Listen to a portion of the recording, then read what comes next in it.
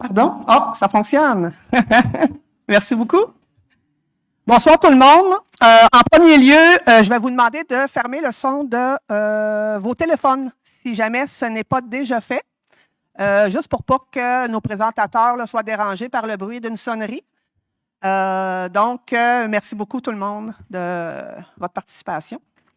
Donc, bienvenue ce soir. On a une consultation publique portant sur le projet de règlement de contrôle intérimaire 412-2024. Vous avez à l'arrière la présentation qui va vous être présentée. Vous avez aussi le projet de règlement là, pour en prendre connaissance, mais il y aura une présentation aussi là, par rapport à ce projet de règlement-là.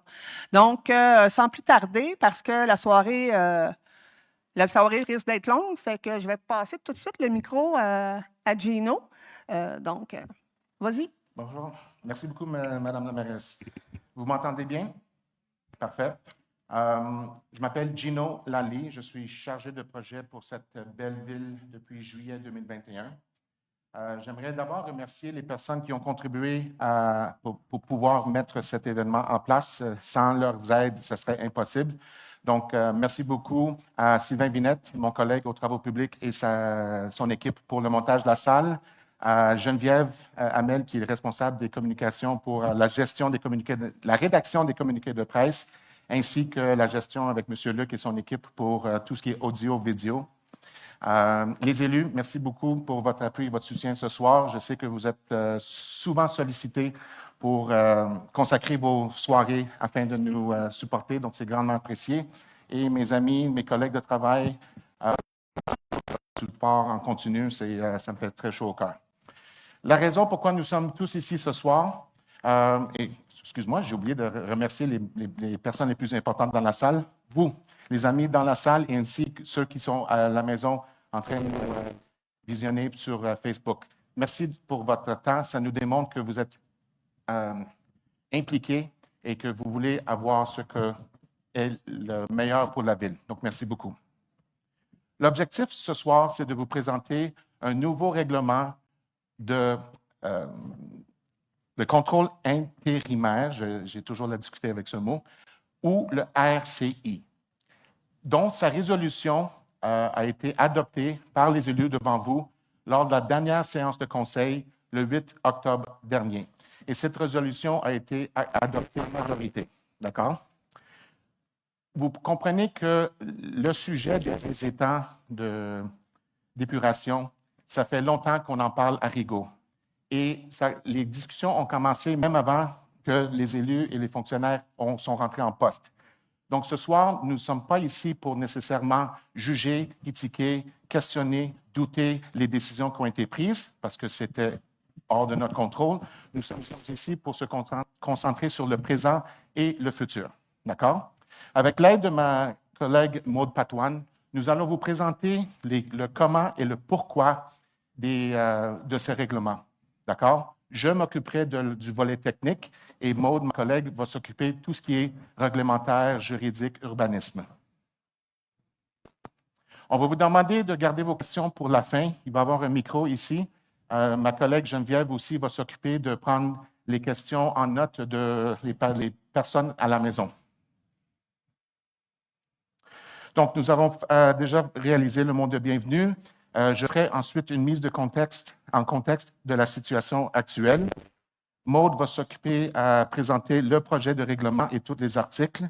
On va passer à travers les prochaines étapes, côté réglementaire et aussi côté technique, et on va vous céder la parole pour les questions. Est-ce que ça vous va? Parfait, merci. Ici, vous voyez une historique des grandes lignes. C'est certain que c'est un sommaire. Je n'étais pas pour mettre tous les détails depuis 1985. On serait ici jusqu'à vendredi en train de les discuter. Mais ce que vous voyez devant vous, c'est deux volets qui se sont réalisés en parallèle. Il y a eu plusieurs études de capacité résiduelle des États au cours des années. Je vais en discuter dans quelques diapos. Mais il y avait aussi un appel d'offres public pour les services professionnels, pour les plans et devis, où on consulte une firme en génie spécialisée dans le traitement des eaux pour préparer une première conception. Afin de s'y rendre, on a fait une première étude préliminaire pour, dans le temps, augmenter la capacité des étangs. Parce que nos étangs ont été construits dans les mi-80. Et dans le temps, c'était une durée de 25 à 30 années. Donc, si vous faites les calculs, 2016 moins 85, ça fait 31 ans, on commence à se rendre à la limite théorique des étangs. Donc, nous avons fait une étude préliminaire pour déterminer si une augmentation était possible. Mais au fil des années, et à la suite de l'octroi du mandat pour les services professionnels, la définition et l'objectif de la mission a changé parce que le ministère a décidé de resserrer les contraintes par rapport aux normes, la qualité de l'eau qui se déverse dans la rivière Rigaud. Donc, en bout de ligne, ce n'était plus une augmentation, et ça finit là, c'était une mise aux normes et ainsi qu'une augmentation de la capacité de nos étangs. En 2020, il y a eu une demande pour une subvention qui, heureusement pour nous, a été acceptée par le MAMACH. Et cette subvention s'appelle le FIMO. C'est une somme quand même très, très, très substantielle. En même temps, puisque la définition du mandat a changé de augmentation à mise aux normes et augmentation, il y a eu un premier avenant de la firme de génie pour inclure les variables liées à, par exemple, la nitrification, qui, 2 ans auparavant, n'était pas aussi gros un enjeu. D'accord? Donc, vous voyez déjà qu'en 2020, 2 ans après l'octroi du mandat par résolution, on commence à dévier un petit peu de l'origine du projet.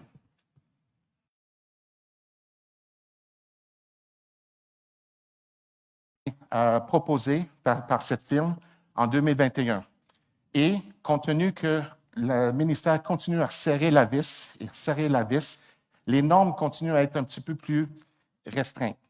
Et donc, les technologies proposées ou souhaitées au début du mandat ne sont plus applicables, ne sont plus pertinentes. Il faut bonifier la technologie de notre côté. Et si on bonifie la technologie, ça veut dire que les coûts augmentent, ça veut dire que les frais par rapport aux plans et devis augmentent, et voilà l'apparition d'un deuxième avenant. Et si on compare les montants, sans dire de chiffres, des vrais chiffres, on parle d'un avenant qui représentait 350 du mandat initial. Donc, c'est quand même une somme très, très importante.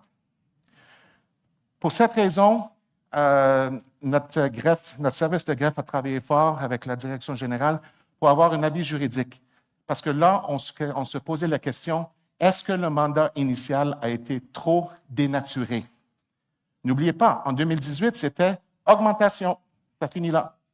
En 2021-22, c'est augmentation et mise aux normes. Ça change la donne. Et pour cette raison, on a décidé de résilier, ou la Ville a décidé de résilier le contrat. Et malheureusement, heureusement, on recommence à zéro. D'accord?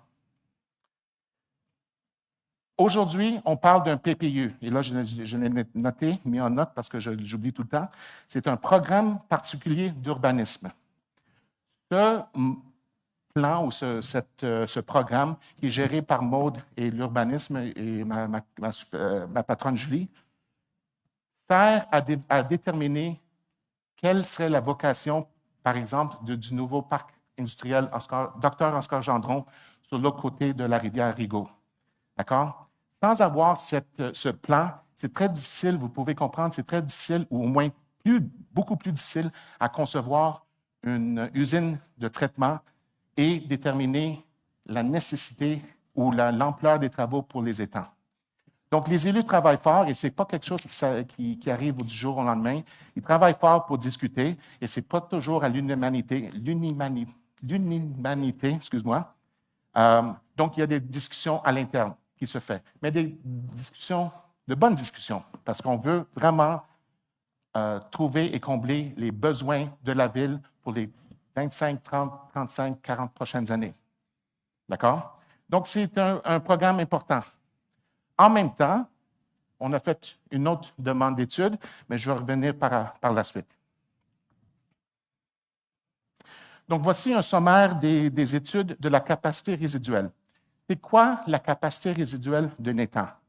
C'est sa capacité, dont le mot capacité, de pouvoir accepter un plus gros volume et une plus grosse charge d'eau usée. Donc, les personnes qui veulent construire, même rajouter une toilette, un étage de leur maison, ils vont mettre une nouvelle toilette ou une douche et tout. Vous créez un volume additionnel qui est envoyé aux étangs. On s'entend que cet phénomène est strictement pour le réseau urbain, ceux qui sont branchés aux égouts. Les citoyens et résidents qui demeurent au Mountain Ranch ou bas de la rivière ou de la baie ne sont pas inclus dans cette situation. Vous pouvez rajouter autant de toilettes, je pense que c'est le cas, que vous voulez. Mais ceux qui sont plugués au réseau, excuse mon anglicisme, doivent avoir un permis. Et donc, on a fait des études à partir de 2016 pour voir les étangs, sachant qu'ils sont 30 ans et plus d'âge, qui ont besoin d'amour, est-ce qu'ils peuvent accepter cette surcharge ou une charge additionnelle de eaux usées? Et n'oubliez pas, ça ne vient pas seulement des résidences, des maisons, des toilettes, des douches, les industries, les commerces. All right? Ils vont contribuer à l'utilisation, l'usure des étangs. En 2016, une firme, je vais appeler la firme A fait une étude et ont déterminé qu'il y avait de la place pour 350 personnes. Une porte représente au moins environ 2,5 personnes. C'est la grosseur, la taille moyenne d'une famille de Sancy. D'accord? Donc, si on fait le calcul, ça représente un certain nombre de portes que l'urbanisme a droit de délivrer en termes de permis. Et pour les promoteurs, s'ils veulent construire un logement à plusieurs étages, ils doivent faire une demande au ministère pour avoir un CA, un certificat, qui leur donne le droit de rajouter à nos étangs. Ce rapport est envoyé au ministère et ça devient la référence pour le ministère. Tant et aussi longtemps qu'on ne dépasse pas le 350, ils vont délivrer les permis. Et en même temps, l'urbanisme vont aussi accepter les demandes pour agrandissement ou construction de nouvelles maisons. Cette même firme A fait une étude semblable, on va dire une mise à jour, en 2020. Et là, comme vous voyez, on est passé de 350 à 200. C'est normal. On a eu 3 ans de construction, de développement. Je m'attendais à ce qu'il y ait une baisse de capacité. C'est normal. En 2021, la firme qui a été octroyée le contrat de plans et devis ont fait une autre étude. Parce que avec l'évolution des demandes du ministère de l'Environnement, la Ville a décidé, on va se garder à jour et on va faire une autre demande de capacité résiduelle. Là, tout à coup, pouf, quelle belle surprise! On est rendu à 375 personnes. Donc ça permet à l'urbanisme, go, de donner des permis aux personnes qui prennent les bonnes démarches. Avec le temps, c'est certain, avec la COVID, la façon que c'est calculé, on a décidé en 2024, étant donné que nous voudrions rester à jour avec nos données et que je voulais permettre à l'urbanisme d'avoir des chiffres à jour pour leur planification, on a refait l'étude par une troisième firme. Parce que je ne voulais pas impliquer la firme A, je ne voulais pas impliquer la firme qui a fait nos plans et devis. Je vais avoir une nouvelle paire de yeux pour effectuer ces calculs. Et là, malheureusement, par cet été, on a reçu un rapport qui dit « Vous êtes à côté ». Mais il y a un catch, il y a un petit astérix. Ça ne veut pas dire que les résultats ont diminué, parce que notre consultant ici nous a avoué, parce qu'il avait accès à tous les rapports précédents, que les conclusions ou les données, les calculs ici étaient semblables aux chiffres et numéros là. Le problème, c'est que, et comme j'ai dit avant, le ministère, la barre monte. Donc, ce qui était acceptable en 2016 ne l'est plus en 2024. Donc, le problème, c'est que les exigences sont tellement plus élevées que là, il n'y a plus de place dans nos États. Et par la loi, et avec sa recommandation, il fallait passer en action. J'ai avisé la direction générale, et là, l'effet domino, et nous sommes rendus ici ce soir. Donc, ce n'est pas le fait que les États performent moins. C'est que là, les exigences en termes de débit, parce qu'il y a un certain volume d'eaux usées qui vont se rendre aux États, et la charge, la composition de cette eau usée, dont le DBO5, les MES, l'azote ammoniacal. Avant, c'était des variables un petit peu moins, peut-être moins connues ou moins utilisées, mais là, aujourd'hui, sont devenues plus un enjeu. Donc, pour nos États, en termes de volume, de débit, ça va. Il nous reste encore la capacité. C'est la charge qui fait en sorte qu'on est à côté. Donc, la qualité ou la concentration, si on veut, des eaux usées font en sorte que les États ne sont plus capables de les traiter de façon passive. D'accord? Et là, on est rendu là. Donc, c'est pour ça qu'il fallait agir en conséquence en suggérant un règlement. Et par la loi, nous sommes obligés de consulter avec le public pour présenter ce nouveau règlement. Parfait. Je vais céder la parole à ma collègue Maude. Je vais vous revenir pour discuter des prochaines étapes côté technique. Merci. Merci, Gino.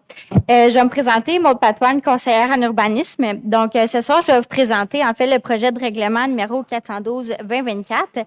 Donc, le règlement à caractère provisoire afin d'interdire tous les travaux qui sont susceptibles de créer un besoin excédent à la capacité des étangs d'épuration.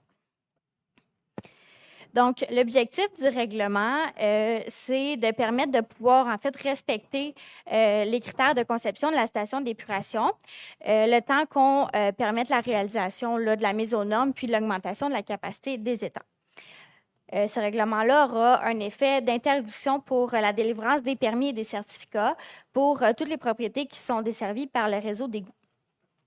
Toutefois, les demandes des permis et des certificats qui ont été déposées avant l'avis de motion, donc l'avis de motion qui a été donné lors de la dernière séance du Conseil du 8 octobre, les demandes qui ont été déposées, qui sont substantiellement complètes et conformes, pourront se voir octroyer leur permis ou leur certificat s'ils répondent en fait là, aux documents qui sont exigés en vertu du règlement sur les permis et certificats. Le territoire d'application pour ce règlement-ci, en fait, comprend tous les immeubles qui sont localisés dans un secteur qui est desservi par les réseaux d'égouts situés à l'intérieur du périmètre d'urbanisation. Donc, le périmètre d'urbanisation est illustré par la ligne rouge, en fait, là, sur la carte. Ça s'applique également aux propriétés qui sont situées à l'extérieur du périmètre d'urbanisation, mais qui sont desservies par le réseau d'égouts. Donc, celles-ci sont illustrées en vert sur la carte et comprend en fait là, les propriétés illustrées du numéro civique 411 à 444, chemin de la Grande Ligne, ainsi que 2 lots. En orange sur la carte, en fait, on voit que ce sont des terrains qui sont vacants situés à l'intérieur du périmètre urbain. Donc, le règlement prévoit pour les usages résidentiels certaines interventions qui sont prohibées. Donc, je vais vous les présenter. La première intervention qui est prohibée, en fait, c'est procéder à l'ouverture ou au prolongement d'une rue publique ou privée. Ensuite, il va être interdit d'effectuer toute opération cadastrale ou morcellement de l'eau par aliénation. Lorsque il y a en vue d'une érection d'un bâtiment ou l'agrandissement d'un bâtiment principal à usage résidentiel, sur le ou le terrain le prévu par l'opération cadastrale. Ensuite, il va être interdit d'ériger, de rénover, de modifier, d'agrandir un bâtiment principal à usage résidentiel lorsqu'on a un projet d'ajout d'un usage additionnel dans le bâtiment. On peut notamment passer à l'ajout d'un salon de coiffure là, dans la maison. Ça va être également interdit pour les projets d'ajout d'une chambre à coucher ou plus, ou l'équivalent. Finalement, c'est également interdit pour l'ajout d'une ou plusieurs salles de bain. La dernière intervention qui est prohibée pour l'usage résidentiel, c'est l'interdiction d'ériger, de rénover, de modifier ou d'agrandir un bâtiment accessoire lorsqu'il est constitué d'un élément ou d'un aménagement qui rejette les eaux usées. Excusez-moi. Donc, le règlement prévoit certaines exceptions, notamment en cas de reconstruction d'un bâtiment. Donc, un bâtiment qui a été endommagé en cause d'un sinistre pourra être construit s'il conserve les mêmes caractéristiques d'origine. Donc, on parle ici du même nombre de pièces et de leurs utilisations. Ensuite, un bâtiment qui a été démoli suite à un permis de démolition pourra également être construit s'il conserve les mêmes caractéristiques. Finalement, un bâtiment qui est démoli à la suite d'une ordonnance au tribunal pourra être construit, encore une fois, s'il conserve les mêmes caractéristiques d'origine.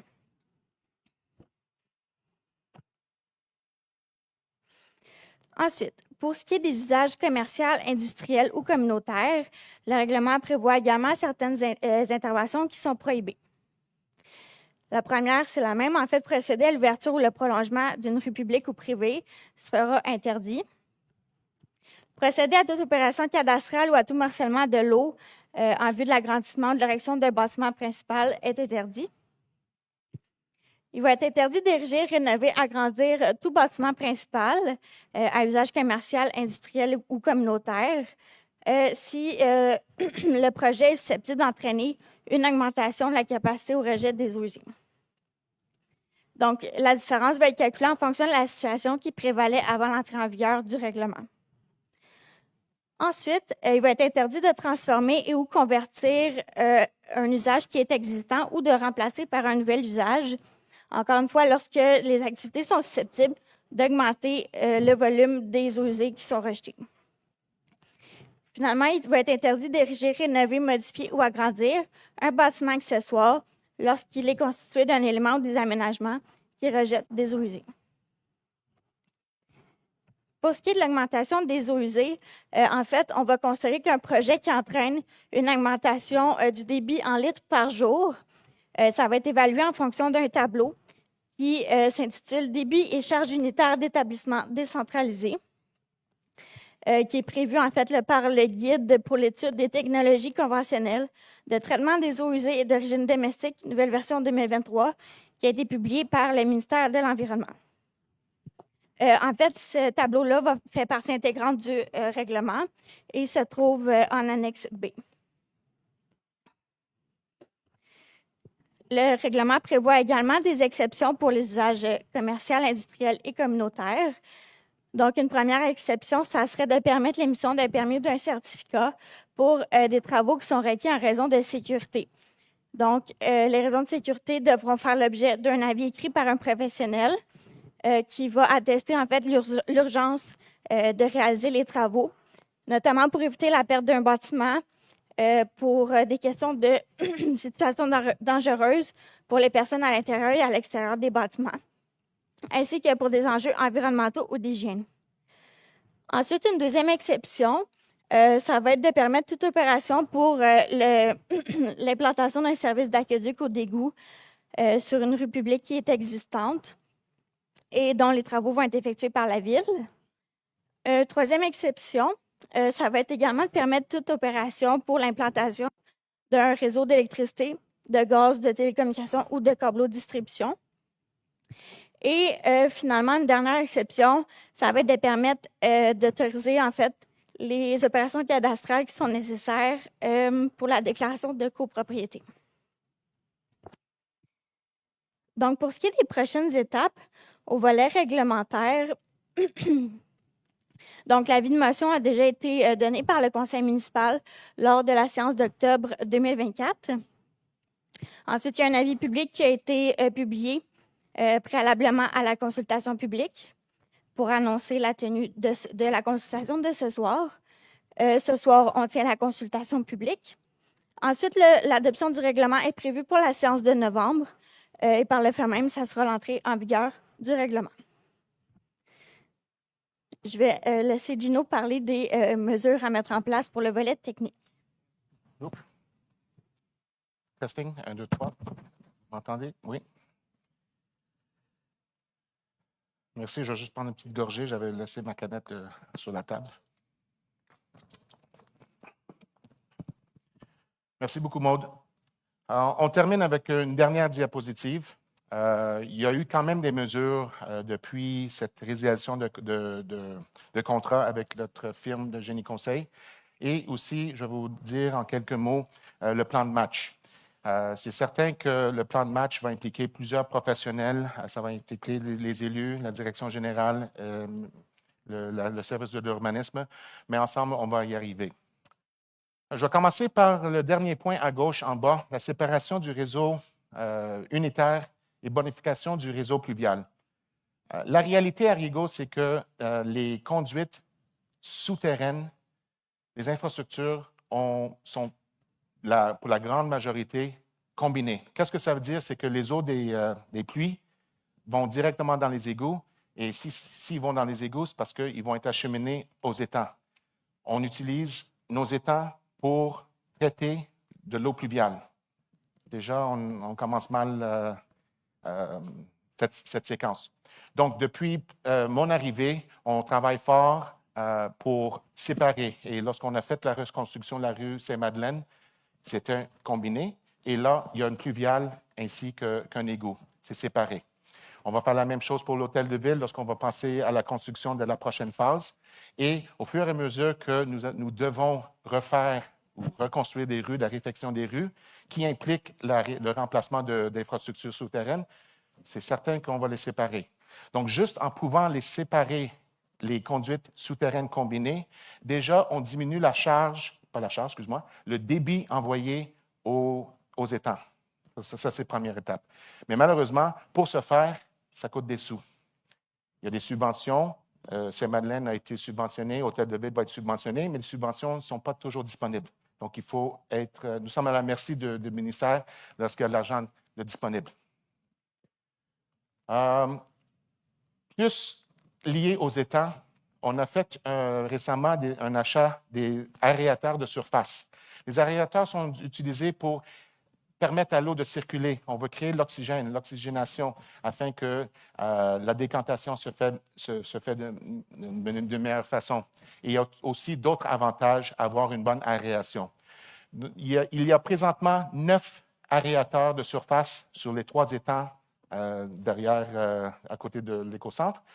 Nous en avons placé 3. Je crois qu'il y a encore une demande pour en remplacer, mais encore une fois, ça coûte des sous et on ne peut pas faire ça d'un coup.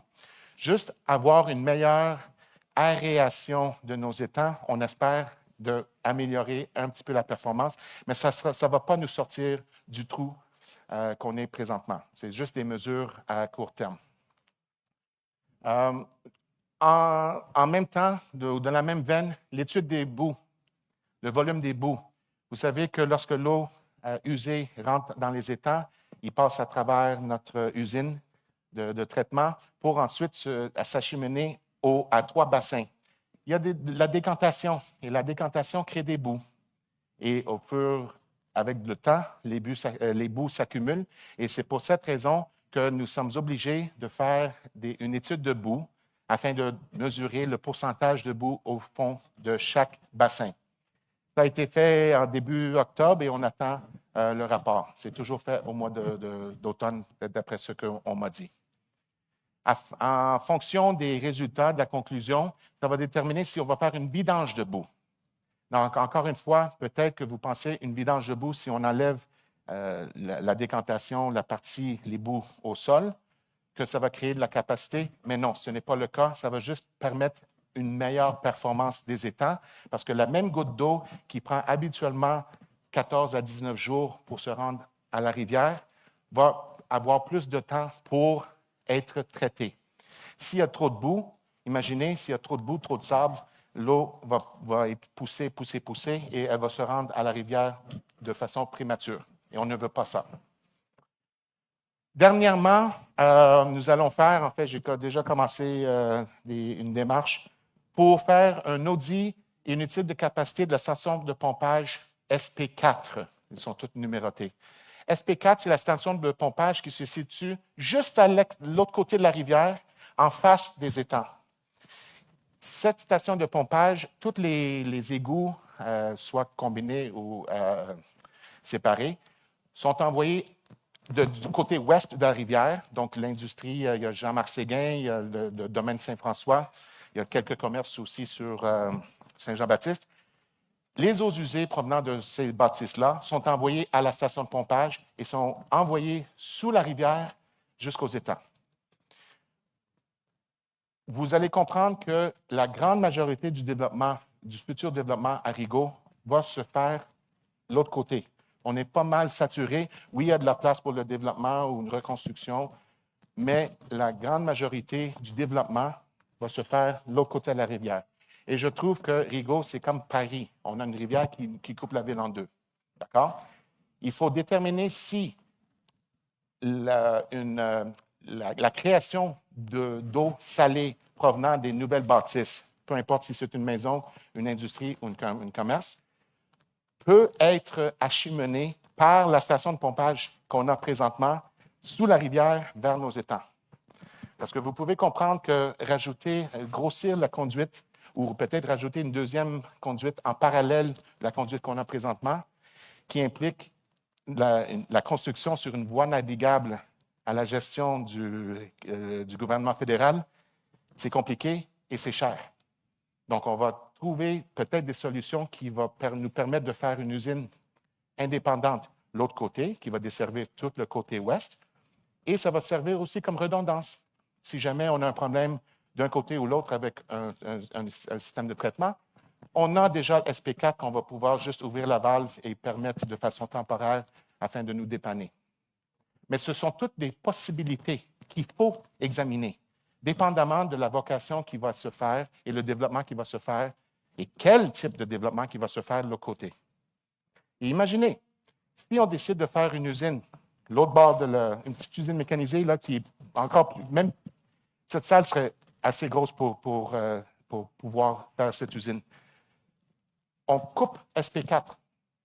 On crée automatiquement 30 de capacité à nos étangs. Parce que là, il y aura 30 de moins de volume et, je dirais, encore plus de charge, parce que c'est quand même l'eau usée des industries de l'autre bord, juste en faisant 100 à SP4. On coupe. Là, c'est plus intéressant. Les étangs ont plus de capacité pour desservir le côté est, sans même y toucher. Mais on va quand même y toucher parce qu'elles ont besoin d'amour, elles sont fatiguées. Bon, ils sont fatigués, pardon, c'est un étang. D'accord? Donc, on est là pour la campagne de mesures à réaliser pour SP4 et j'ai même touché un petit peu le côté droit, qui sont les mesures en lien du projet mise aux normes et augmentation de capacité. J'ai parlé du programme particulier d'urbanisme, je l'ai eu sans regarder ma petite feuille. Ça, c'est un projet, je ne suis pas du tout envieux des élus parce que c'est un mandat colossal. Et ce n'est pas une décision unilatérale. Ce n'est pas on décide de faire des maisons, ça finit là. Il faut avoir l'acceptation, l'approbation du ministère, de la MRC. Il y a des schémas à respecter. Encore, j'embarque dans les trucs d'urbanisme qui me dépassent. Mais ce sont des réalités. Donc, si on voulait faire des changements à ce schéma, il faut demander la MRC. Et ce n'est pas garanti qu'ils vont nous-mêmes l'accorder. Donc, vous pouvez comprendre, c'est une situation de l'œuf ou la poule pour la conception des étangs. Mais, on va continuer d'aller vers l'avant. On va essayer d'anticiper les réactions ou les commentaires ou les réponses de la MRC parce qu'on ne peut plus se permettre d'attendre.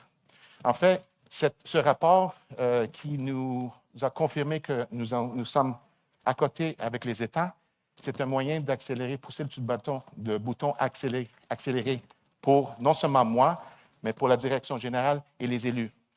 Et là, on va pouvoir revoir tout à partir de zéro. Et on va déterminer et concevoir une belle usine avec des bonnes variables qui sont spécifiques aux besoins de notre belle ville.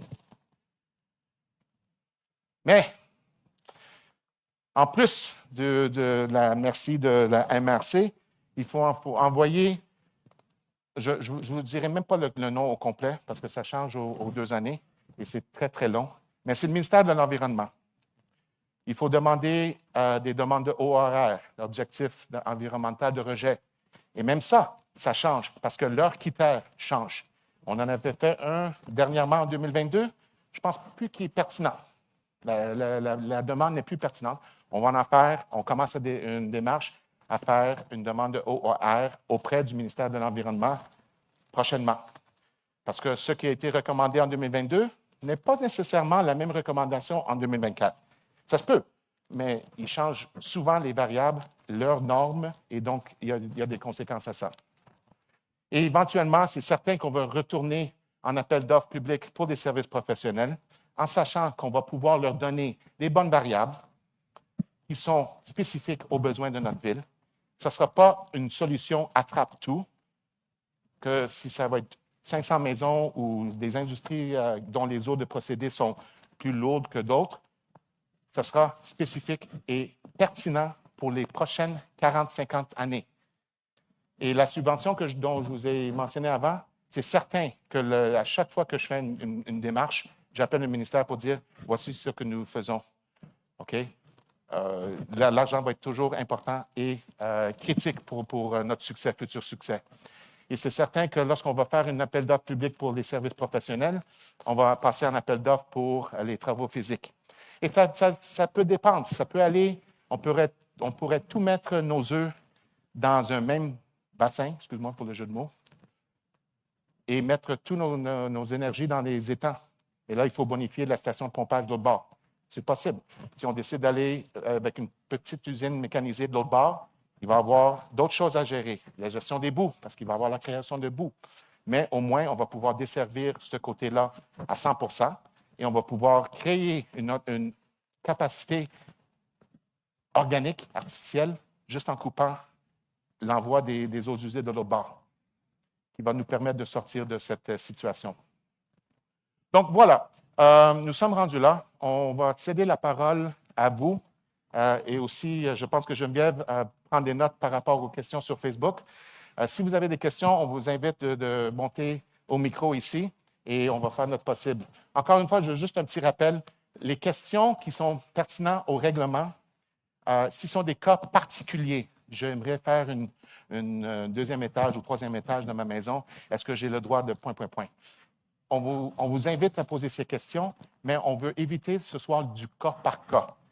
Maude va pouvoir partager son adresse courriel et ça va lui faire plaisir de vous répondre à un autre temps. Ce soir, c'est vraiment une explication, la logique derrière le règlement. Et si c'est des questions par rapport aux étangs et à la future conception, encore une fois, ça va me faire plaisir de vous répondre, mais à un autre temps, parce que ce soir, on se concentre vraiment sur la réglementation, le règlement du RCI. D'accord? Je vais me taire et la parole est à vous. Merci. Bonsoir. Jean-Claude Charette, 101 Croissant-du-Suroît. J'ouvre une parenthèse. J'ai visionné vos petites vidéos et je me suis aperçu, concernant les boues, vous informez le public que ça sert de valorisation dans le secteur agricole. L'environnement nous interdit complètement de faire l'usage de ces produits-là parce que c'est toxique. Alors, je vous demande, à partir de demain, de retirer cette information-là. D'accord? Sinon, il y aura des procédures. On est d'accord? Bien compris. Maintenant, ma question. Si vous augmentez les machines à aérer l'eau dans vos étangs au maximum, de façon à ce qu'il y ait plus de débit dans des conditions normales, est-ce que vous augmentez la performance des étangs? J'ai manqué un petit bout parce que c'est... Quelqu'un commence. Oui. Vous avez des aérateurs sur vos étangs. Oui. Si vous augmentez la capacité au maximum de ces machines-là, est-ce que vous améliorez la performance des étangs, c'est-à-dire que l'eau va séjourner moins longtemps dans ces étangs? C'est une question d'équilibre. Je ne pense pas qu'on peut nécessairement, encore je ne suis pas expert dans le traitement des eaux, OK? On a un chef de division qui s'occupe de l'usine de traitement. Je pourrais lui poser la question. Mais en même temps, on ne peut pas nécessairement les mettre à 200 000 à l'heure parce qu'il y a d'autres enjeux qui vont... on va brûler les moteurs et ça coûte cher aussi pour remplacer ce genre On de... sait qu'il y a une entente actuellement entre les villes et l'environnement qui s'appelle facteur de dilution. Vous connaissez ça? Oui. Bon. En pourcentage, est-ce qu'on bénéficie à l'ego de ce facteur-là? Je ne pourrais pas vous dire. Qu'est-ce qui fait, est-ce que vous déversez des eaux usées à période dans la rivière Rigaud dans une année? Si oui, en pourcentage ou en mètres cubes? Ça, je ne pourrais pas vous dire, mais on va prendre ça en note et vous Qu'est-ce qui fait qu'une personne comme moi fait des recherches et je peux vous dire le nombre d'ouvrages que vous avez qui déversent à l'occasion? Je peux vous dire ça. Et ça vient du ministère de l'Environnement. Je suis étonné que vous ne soyez pas au courant de ça. Je suis au courant parce que nous avons reçu une attestation du ministère, Oui. d'accord, qui explique tous les ouvrages. Vous êtes d'accord que c'est exprimé par un indice. Alors, quel est votre indice de déversement que vous avez fait en 23? Ça, je ne pourrais pas vous dire ça. Ouf. Oui. Ça, c'est pas normal, Oui, madame. c'est à mon tour. Oui. Oui, c'est bon, ça fonctionne. Est-ce qu'on entend? Oui. OK. C'est parce que c'est eux autres, il faut qu'ils donnent le. Je ne suis pas capable juste de peser dessus. Donc, M. Charette, Oui. on a bien expliqué tantôt là, que ça porte sur le règlement qu'on vous a présenté et la présentation qu'on vous a présentée. Je pense que vos questions sont pertinentes, Oui. mais sont hors sujet Non, pour la non, séance non, de consultation. Je ne suis pas hors d'ordre. Ben, Monsieur en nous fait- a parlé des étangs, capacités, eaux Monsieur usées, Charest. et c'est normal qu'on sache ça aujourd'hui. M. Charette, Oui, aujourd'hui, c'est la consultation publique exactement. concernant Je vous le consulte. concernant le projet de règlement. Ce que vous avancez est pertinent, mais ce n'est pas le sujet de la consultation publique d'aujourd'hui. Donc, on prend les questions en note. Je pense que, Julie, tu les as prises en note, mais ce n'est pas le sujet de la consultation aujourd'hui. Donc, OK. si vous avez des questions qui se rapportent soit à la présentation que Gino nous a fait ou que Maude nous a faite sur OK. le projet de... Non, il n'y a pas d'écouter, M. Charette. Je viens vous le dire encore une fois. C'est Oui. pertinent ce que vous nous dites, mais ce n'est pas la consultation citoyenne qu'on a ce soir. Puis, le temps avance Ah, oui. et je veux permettre aux gens de poser leurs Exactement. questions par rapport au règlement qui va être adopté au mois de novembre. Vous avez Donc- raison. Mais oui, vous avez raison. Mais je peux te dire quelque chose en terminant pour gagner du temps. Je pense que les gens, êtes-vous d'accord qu'on sache ces informations-là pour prendre une décision Mais pour le monsieur- meilleur? monsieur Et ce sont Charest- des questions qui sont relatives à ça pour que je puisse prendre une décision. Mais en Merci. fait, monsieur... Désolé, monsieur. Oui, non, c'est pas, vous n'avez pas besoin de dire désolé, M. Charette. Vos questions sont pertinentes, je l'ai précisé.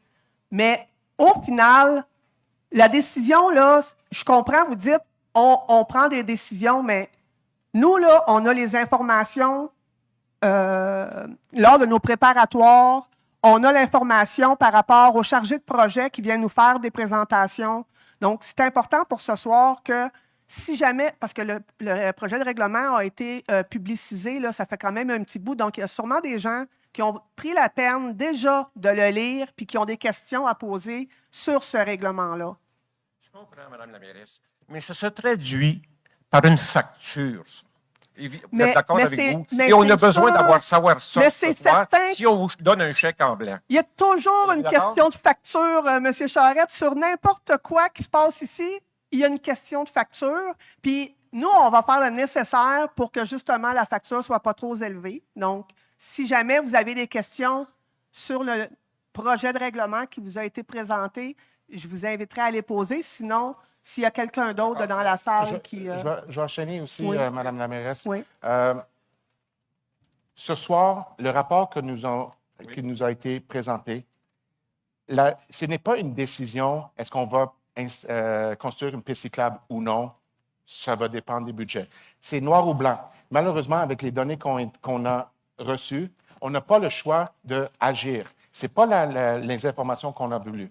Le fait que je connaisse l'indice ou pas ne change pas le fait que le règlement, le RCI, doit être mis en mesure, en action. Maintenant, si la direction générale aimerait et où les élus souhaitent avoir une deuxième avis du rapport fait par un professionnel, surtout pas moi, parce que moi, je suis le premier à dire que je ne suis pas spécialiste et que je ne connais pas l'indice de facteur de dilution, ça n'enlève pas le fait que je fais une job comme chargé de projet pour la ville. Et on va vous trouver cette information. Il n'y a pas de souci. Après l'Assemblée, je vous aiderai à trouver l'indice. Ça n'a pas d'importance. Ça ne change pas le fait que le RCI est une obligation de notre part. J'aurais pu me mettre la tête dans le sable en lisant le rapport et dire le ministère, tant qu'à eux, se réfère à l'étude de 2021 qui nous donne 375 portes, pas portes, mais personnes. J'aurais pu rien dire, ni à ma patronne, ni à la direction générale, ni aux élus. Mais il fallait que j'agisse parce que je sais que la meilleure chose, c'est d'avouer qu'on a un problème et on va passer en action. C'est ça. Merci. Donc, je suis désolé si ce n'est pas les informations que vous souhaitez. Et si vous avez des questions, elles sont prises en note, soit par Geneviève ou par Julie ou Kim Parent. Et on va passer à la prochaine question si vous en avez. Merci. Merci.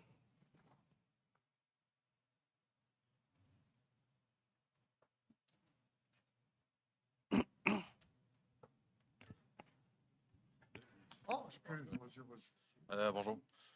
Juste revenir sur un petit point. Juste au micro pour oui. qu'on t'entende bien. Ah non? Parce qu'en ligne, des fois, on n'entend pas bien. Ben, c'est pas pour moi personnellement, c'est juste peut-être une question pour l'ensemble du monde.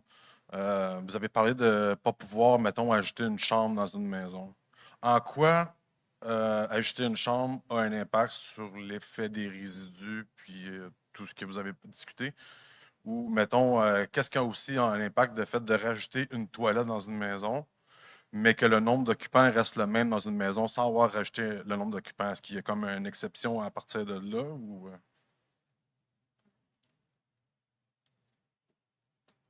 En fait, Gino, tu vas pouvoir continuer ma réponse, là. En fait, si on augmente le nombre d'occupants dans une maison, si on augmente le nombre de chambres, nécessairement, il y a un occupant probablement qui va s'ajouter à la propriété. Si on a, au même titre que si on ajoute une salle de bain, ça viendrait à augmenter le volume qui va être rejeté en fait dans le réseau d'égouts. Donc, c'est pour ça que le règlement prévoit... non, c'est parce que vous avez parlé comme rajouter une chambre à coucher, mais en quoi une chambre à coucher peut avoir un impact? En fait, si jamais tu vends ta maison, puis que... Si jamais tu vends ta maison, mettons, vous êtes 4, 2 enfants, 2 adultes, puis là, tu décides, toi, la semaine prochaine, tu dis, OK, je vais vendre ma maison, je vais l'avoir plus grand ou peu importe. Bien, la personne qui va arriver, elle, peut-être qu'ils vont être 6. Fait que c'est sûr qu'ils vont voir que s'il y a 2 salles de bain au lieu d'une, ils vont faire, ah, OK. Fait que ça va rajouter des personnes dans ta maison. C'est plus que si on ne rajoute pas une salle de bain, bien souvent, les familles vont faire, ah, on est 6, une salle de bain, c'est pas certain. Fait que je vais aller voir une maison peut-être avec 2 salles de bain ou, tu dis rajouter une chambre, mais mettons la maison, elle a déjà 2 chambres, tu vas en rajouter une 3e, bien, une famille de 6 pourrait dire, ah, je préfère la 3 chambres que la 2 chambres. Fait que c'est plus sur ce côté-là d'augmenter la charge, j'ai l'impression aussi. OK. Bon, Oui. ça fait. Puis, juste savoir, avez-vous déjà comme une idée un peu du délai que ça va prendre avant d'arriver? Non, je comprends, mais on parle quoi de 2026, 2028? C'est quoi le plan de futur, la vision future de mettre ça en norme? On a un maximum de 2 ans avant Oui. C'est 2 ans, dans le fond. Puis si jamais on n'a pas procédé, si on veut, je ne suis pas sûre si on n'a pas le droit d'avoir une prolongation, là, mais il faut en faire toujours la demande. Là. OK, parfait, c'est tout.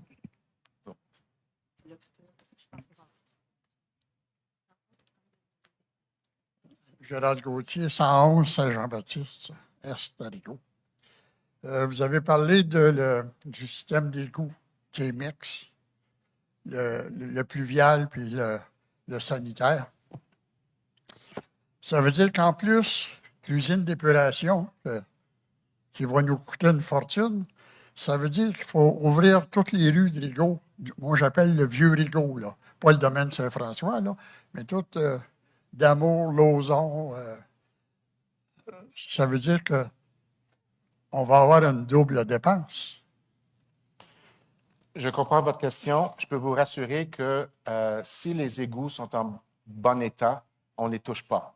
On remplace pas. On ne va pas juste séparer des conduites souterraines pour le fait des remplacer.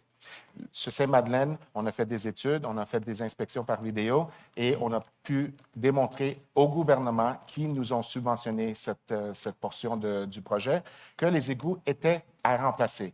On a fait ça pour les égouts, on a fait ça pour l'aqueduc, on a fait ça pour les chaussées, les trottoirs de Monépéta. Donc, c'est un projet qu'on digne être un projet intelligent à. Bon. Mais pour répondre à votre question, c'est pas vrai qu'on va commencer à détruire ou à reconstruire toutes les rues juste pour les séparer. C'est une bouchée à la fois. On fait des mesures. Là, on a un plan d'intervention qui me démontre tout l'état de chaque conduite pluviale, égout et aqueduc. Et avec le temps, c'est certain qu'ils vont commencer à user. S'il y a des fuites d'eau, on va accélérer le processus pour peut-être voir si on pourrait les gainer. On ne vise pas nécessairement à tout remplacer à un coût astronomique. S'il y a d'autres interventions qui sont moins intrusives, on va les chercher. Je suis conscient que la Ville n'a pas un bassin de l'huile de pétrole brut dans sa cour et que l'argent, si ce n'est pas trouvé par le gouvernement, je ne demande jamais aux élus pour l'argent pour faire ces genres de travail si je n'ai pas une partie subventionnée. Et lorsque je dis subventionnée, c'est de 60 % et plus. Parce que je considère qu'il va y avoir 3 dépenses majeures: l'usine d'épuration, la rénovation des rues futures à refaire, plus chaque propriétaire qui va devoir dépenser pour se raccorder, faire les modifications, séparer, installer à son pompe pour l'envoyer ailleurs que dans l'égout, dans l'égout sanitaire. Mais quand vous parlez de séparation, là, vous avez fait la rue Sainte-Madeleine, le projet Levac, Hôtel de Ville, s'en vient. Vous faites ça bien beau, là, c'est très beau. Mais au bout de la rue, là, quand je pars du bureau de poste, là, puis je m'en vais sur la rue Saint-Pierre, là, c'est beau. Ben, souterrain, je n'ai pas vu, là, mais l'aménagement est beau. Mais quand vous arrivez à Saint-Pierre, là, le sanitaire puis le pluvial, là, ils s'en vont dans le même tuyau, là. Le saviez-vous, ça? Je suis au courant. Vous le saviez. Oui. Donc vous refaites la rue, mais vous retournez l'eau pareil à la même place qu'avant. Pour le moment, oui. Mais je suis en discussion avec le ministère parce que vous comprenez que Saint-Pierre n'est pas à la propriété de Rigaud. Mais- Et c'est un enjeu, excuse-moi, votre rue, ce n'est pas la propriété de Rigaud, ni Saint-François, ni Saint-Pierre. On est à la merci du ministère de Transport. Et je suis en train de leur convaincre, parce qu'eux voulaient repaver Saint-Pierre. Vous savez, elle a besoin d'être une rue sur passage. Oui, comme bitumineux. ils ont fait sur Saint-François. J'ai dit non, parce que vous savez très bien que s'ils vont paver, ils ne vont pas y toucher pendant 30 ans. J'ai dit, vous allez faire des inspections de vos conduites, parce que je suis convaincu qu'ils sont sous-dimensionnés.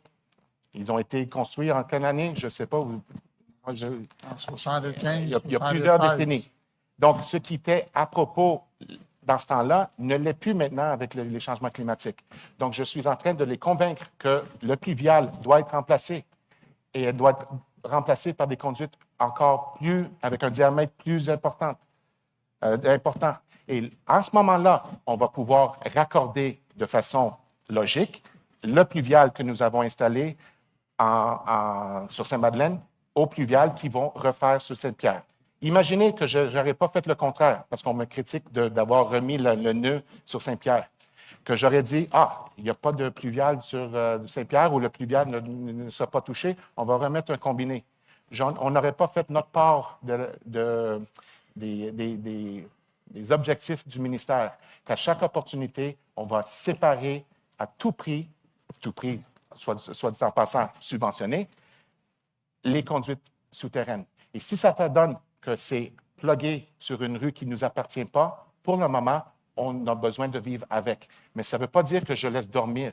Je suis en train de cogner à la porte et ils sont en train de m'écouter. Donc, ce n'est pas nécessairement quelque chose qui va se faire d'ici 1 an ou 2 ans, je ne sais pas.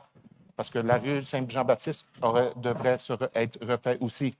Et j'ai un plan B. Si jamais ils me disent non, on ne va pas faire de quoi, je vais faire un bypass sur Saint-Pierre. On va faire une demande au ministère de l'Environnement pour créer un émissaire directement à la rivière Rigaud qui se retrouve à quelques mètres derrière les maisons.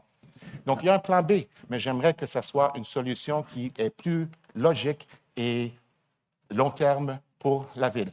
Parce que sur Saint-Pierre, vous avez plusieurs déversoirs.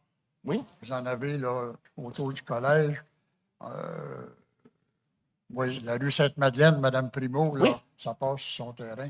Mais encore, on est à la merci du ministère de Transport. Comme ça, ils vous tiennent par les... Et moi, Hein? s'ils veulent s'amuser à faire ça, ça va, mais moi, on a beaucoup de discussions, Julie, on est ensemble, mais c'est des choses qui vont prendre du temps, malheureusement. Mais au moins, personne ne peut nous dire qu'on n'a pas fait nos devoirs à l'interne. Comme ça, les travaux, là, ça va passer là, à plusieurs élections futures. Ça se peut qu'il va y avoir une personne qui va me remplacer dans ma chaise, je ne sais pas. Mais ce n'est pas pour un manque d'effort, ça c'est certain. Merci pour vos questions. Bonsoir, René Morissette, 2 rue de Courseul. D'abord, j'aimerais remercier les membres du Conseil de courageusement adresser la question. Je comprends que c'est une demande de règlement temporaire. Je comprends aussi que le Conseil municipal, la ville de Rigaud, est tributaire du MRC et des ministères. La question est, au point de vue de règlement transitoire, combien de temps faut-il considérer pour que la ville de Rigaud soit plus ou moins gelée dans son développement? Merci.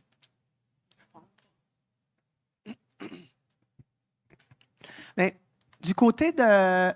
En fait, la MRC, elle n'a pas son mot à dire, dans le fond, sur le moratoire. Le mot qu'elle a à dire, en fait, c'est sur la demande, dans le fond, de changement de zonage dans le parc industriel du parc Oscar-Gendron.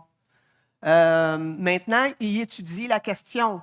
Donc, ça ne prendra pas 6 mois avant d'avoir une réponse de ce côté-là. Et nous, on a envoyé notre demande, on a envoyé l'information, puis eux, dans le fond, ils vont passer en comité, puis après ça, ils vont passer aux 23 maires, puis ça va être sous forme, comme nous un peu ici.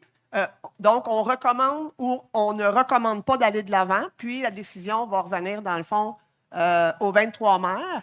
Mais le parc du docteur Oscar Gendron n'entre pas dans l'équation du projet de règlement aujourd'hui. Le projet de règlement, dans le fond, nous, le parc Oscar Gendron, c'est quand on va aller de l'avant avec la prochaine étang, à savoir, comme M. Lally l'a dit tantôt, est-ce qu'on travaille sur une possibilité d'avoir quelque chose à l'ouest de la rivière? Est-ce qu'on travaille seulement sur ce qu'on a à l'est de la rivière?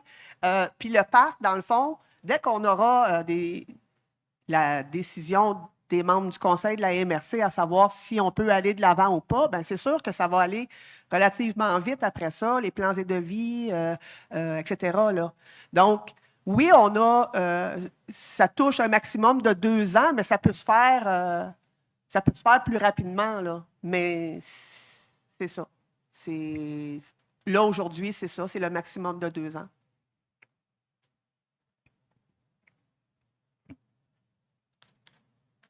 Samuel Mainville, 2134 Forgeron. Ma question est pour le politique. Avez-vous un plan de match? OK, c'est des moratoires, c'est beau. Regarde, 2 ans, on dit un maximum de 2 ans. Y a-t-il un échéancier? Y a-t-il quelque chose? Là, on attend après la MRC à savoir... Ils vont-tu, oui ou non, nous permettre de dézoner notre parc industriel? En tout cas, on est dans le domaine, on connaît les délais. C'est des délais. Ça prend des années. Ça prend des... La subvention que vous avez eue en 2015, là, il y a des procès-verbaux qui sont faits. Là. Vous avez eu la Ville de Rigaud a eu les subventions pour mettre les étangs en jour en 2015, même avant. Il n'y a rien qui s'est fait. Il n'y a rien qui s'est fait. Il y avait des plans de match de fait. Il n'y a rien qui s'est fait. Nous autres, on est des citoyens, on est des promoteurs, on a investi des tonnes de cash dans des projets où est-ce qu'on y croit. On a de la population à loger. On est au bat all the way. OK? Puis ça devient lourd pour les entreprises. Là. On n'est pas des multinationales. On n'est pas on ne travaille pas au gouvernement. Là. C'est nos propres fonds là, qui sont là. Puis là, ça va être canné pendant 2 ans ou à combien de temps encore, on ne sait pas. C'est quoi que la Ville de Rigaud, là, le politique? Qu'est-ce que vous allez faire là, pour venir nous supporter, nous autres, des entreprises, qu'on a investi des tonnes d'argent dans nos projets, puis il n'y a pas grand-chose qui avance? C'est quoi qui va se passer avec ça? Ben, Y a-t-il des congés de taxes pour le temps? Parce que, tu sais, à un moment donné, si on ne peut pas rien faire avec nos terrains, c'est des terrains vacants. On ne peut pas payer des taxes là-dessus. ben, en fait, là, comme je te dis, puis que M. Lally l'a dit d'entrée de jeu, là, les dossiers personnels ou Ben, c'est pas aujourd'hui, dans le fond, qu'on peut Non, je pense que discuter c'est de ça. Je pense que c'est très, très, très pertinent. Ben, Très, en fait, très. la consultation publique était sur le projet de règlement, puis ce que ça comporte comme projet de règlement. Les questions que vous nous posez, c'est de type personnel. Non, je non, sais pas. non, non, non, Ben, non. moi, je pense Non, que. non, non, non. On va parler des vraies affaires. Ben, Regardez, non, mais c'est le ça. public, s'il y a du monde qui sont là, qui veulent comprendre aussi. Parce que. Ben, je veux juste comprendre qu'est-ce qui va se passer. On est ici, là, on l'a vu, votre règlement, vous l'avez bien expliqué. Mais là, on va se parler des vraies choses. S'il vous Là- plaît, on va juste comprendre. Est-ce que 2 vous points, avez- monsieur. Est-ce que vous 2 avez un points. échéancier? 2 points. Laissez-moi 2 points. parler, Non, madame 2 la points. mairesse. 2 points. Avez-vous un Monsieur- échéancier avec la MRC? Monsieur- Y a-t-il des délais qui se sont faits? C'est quand Monsieur- est-ce qu'on prend leur décision par rapport à qu'est-ce que vous allez faire? Où est-ce que vous allez mettre votre étang au côté Monsieur- ouest de la rivière? C'est quoi les plans de match? On veut savoir des plans de match. On veut les Ben, plans de match. À ce moment-là, je vous suggère d'appeler Mme Patoine, d'envoyer un courriel à Mme Patoine. Les dossiers personnels ne seront pas parlés aujourd'hui. C'est pas donc, personnel, peu ça importe- implique plein de monde. Il y a Édouard qui est là, il a investi. Il y a... 2 choses. On parle d'investissement ici, puis quand on parle d'investissement, on parle de personnel. Je m'excuse, là, on va dire parle les de vraies cash. affaires. Combien ça va coûter, Aujourd'hui, la on fait une station? consultation publique pour les citoyens de Rigaud, les entrepreneurs, puis ce qui a été présenté par Maud Patoine sur le règlement. Je pense que vous en avez pris conscience avant votre arrivée ici. Je pense que vous en Ben avez oui, pris on l'a conscience. vu, votre Vous projet. avez Là. fait la lecture avant de venir On l'a- aujourd'hui. On l'a vu, votre projet. Bon. Mais nous autres, on veut savoir qu'est-ce que le politique va faire. Bien, nous, on va mettre en place des procédures pour aller de l'avant le plus rapidement possible, justement pour pas atteindre le 2 ans de maximum. Est-ce que c'est possible? Puis là, Gino pourrait nous répondre. Il n'y aura pas. Non, non, attendez, laissez-moi parler. Là, si on a de l'eau parasitaire qui s'en va dans les usines d'épuration de la ville, là, vous savez que probablement beaucoup d'unités, de maisons, OK, renvoient leurs eaux de pluie, là, de sonde pompe, là, l'eau de surface qui vient dans les drains français, mais ils renvoient dans l'égout. Pourquoi vous ne faites pas mesure temporaire rapidement, OK, un plan de match, let's go, on va envoyer la fumée dans les conduites, voir partout dans toutes les maisons où est-ce que ça sort, là. Conformez-vous, vous avez 1 mois pour vous conformer. Là, vous allez venir régler beaucoup de flux d'eau qui s'en va. On a des contacts, on parle avec des ingénieurs. L'eau à Rigaud, elle arrive et est propre, quasiment. Elle est tellement diluée qu'elle est quasiment propre. Avez-vous un plan de match, sérieux, là, qui pourrait nous aider, nous autres, à pouvoir continuer à penser à faire notre job, faire du développement, puis on y croit. On croit à Rigaud. On veut l'en faire ici. On a une bonne réceptivité au niveau de la population. On veut juste faire notre job, puis on ne veut pas être nécessairement en train d'attendre 2 ans, 3 ans, indéfiniment. Là. D'accord. Merci pour vos questions, M. Mainville. D'abord, je sympathise avec vous. J'étais aussi entrepreneur dans une ancienne vie et je sais que moi, lorsque je réfléchis à un projet, je me mets dans le soulier de chaque partie prenante, de votre côté et de notre côté. Donc, je comprends les enjeux. Honnêtement, je comprends les enjeux. Ce n'était pas notre décision. Lorsqu'on a vu l'étude de capacité, lorsqu'on a fait la demande pour l'étude de capacité cet été, jamais dans ma vie, je m'attendais à voir les conclusions qu'on nous a proposées. Et je vais utiliser une métaphore extrêmement vulgaire, mais c'est comme si j'avais un enfant que j'ai levé pendant, un fils que j'ai levé pendant 12 ans, et là, tout à coup, pour me faire dire qu'il n'est pas mon fils biologique. C'était ça le feeling que j'avais dans mon ventre. Parce que, n'oubliez pas, en 2021, j'avais un rapport de 375 personnes. Ce n'est pas énorme, mais au moins, on avait un petit peu de jeu. Là, tout à coup, bang, coup d'assaut, et immédiatement, c'était on doit agir. Parce qu'à chaque jour qu'on attend, on va créer un problème pour vous, les entrepreneurs, pour les personnes qui veulent agrandir leur maison pour des raisons très valables. C'est certain qu'aujourd'hui, on s'est concentré avec Geneviève qui a travaillé fort avec la rédaction des communiqués de presse, avec la préparation du vidéo, avec la direction générale, avec les élus, pour se préparer le mieux qu'on pouvait pour cette consultation publique.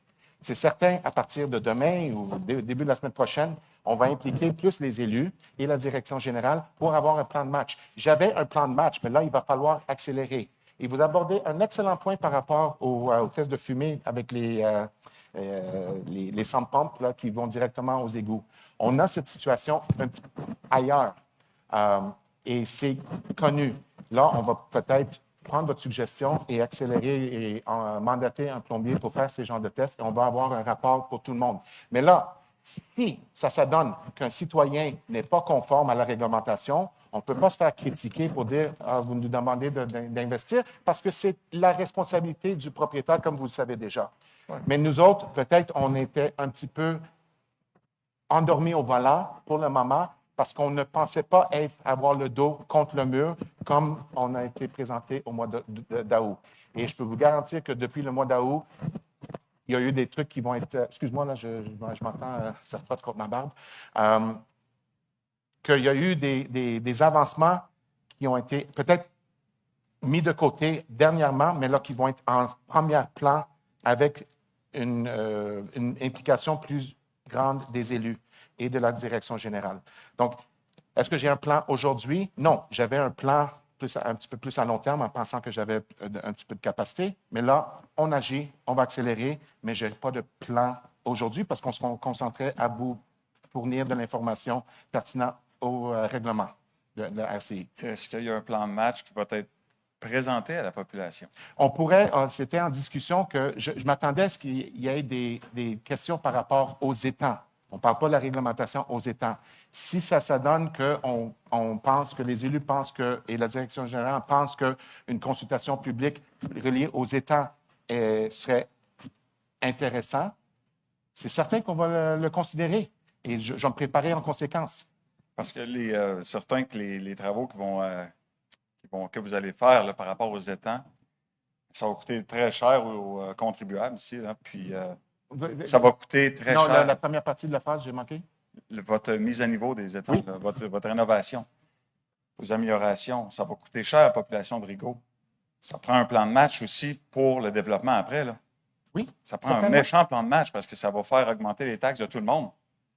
Mais je refuse, et je pense que c'était le problème avec le premier cycle, si on veut.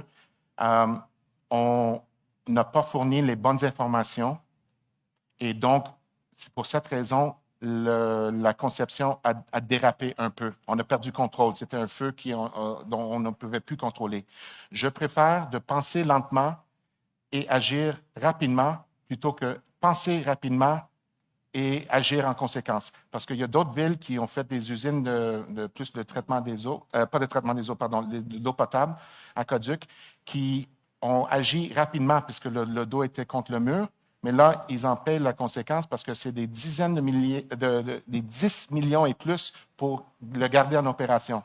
Et je ne nommerai pas la ville, mais c'est le cas. Je veux éviter ça à tout prix. Donc, je préfère prendre 2 pas de recul pour bien faire les choses et que pour les 50 prochaines années, on ne agrandit pas ou on n'accroît pas le fardeau fiscal des payeurs de taxes parce qu'il faut réparer ci, réparer ça, remplacer ci, remplacer ça, parce que ça a été mal conçu.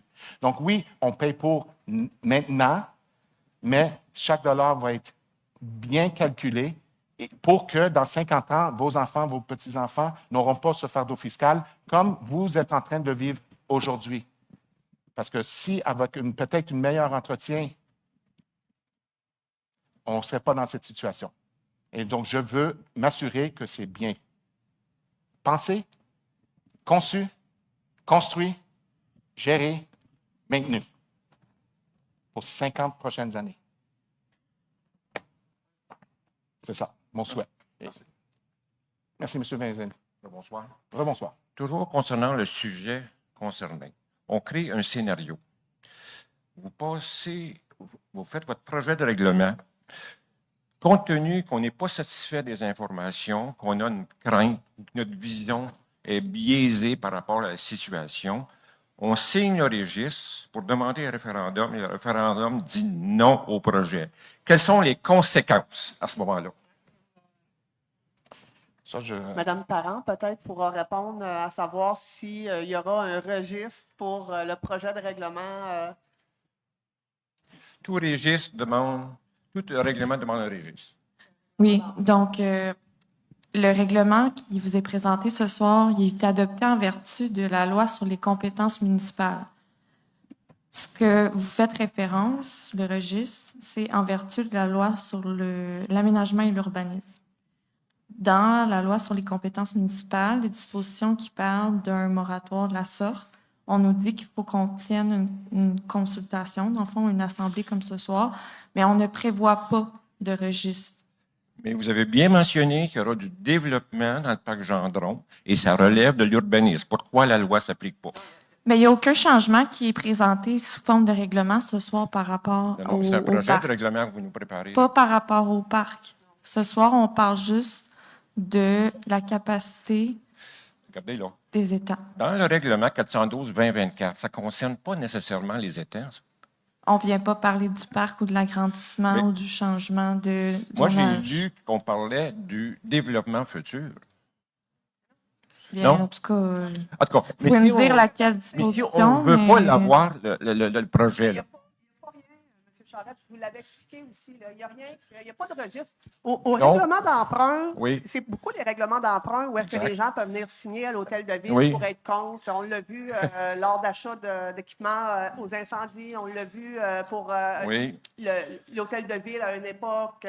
Fait que Oui. les gens avaient l'occasion de Oui. venir signer un registre parce Oui. qu'ils étaient pour ou contre. Là. Vous êtes d'accord qu'il y a une... Mais dans le règlement qui nous est proposé, Oui. dans le projet de règlement qui a été adopté Oui. au mois d'octobre, ce n'est pas une possibilité qu'il y ait un registre. Mais de si signatures. le projet s'exécute, il y aura un règlement d'emprunt.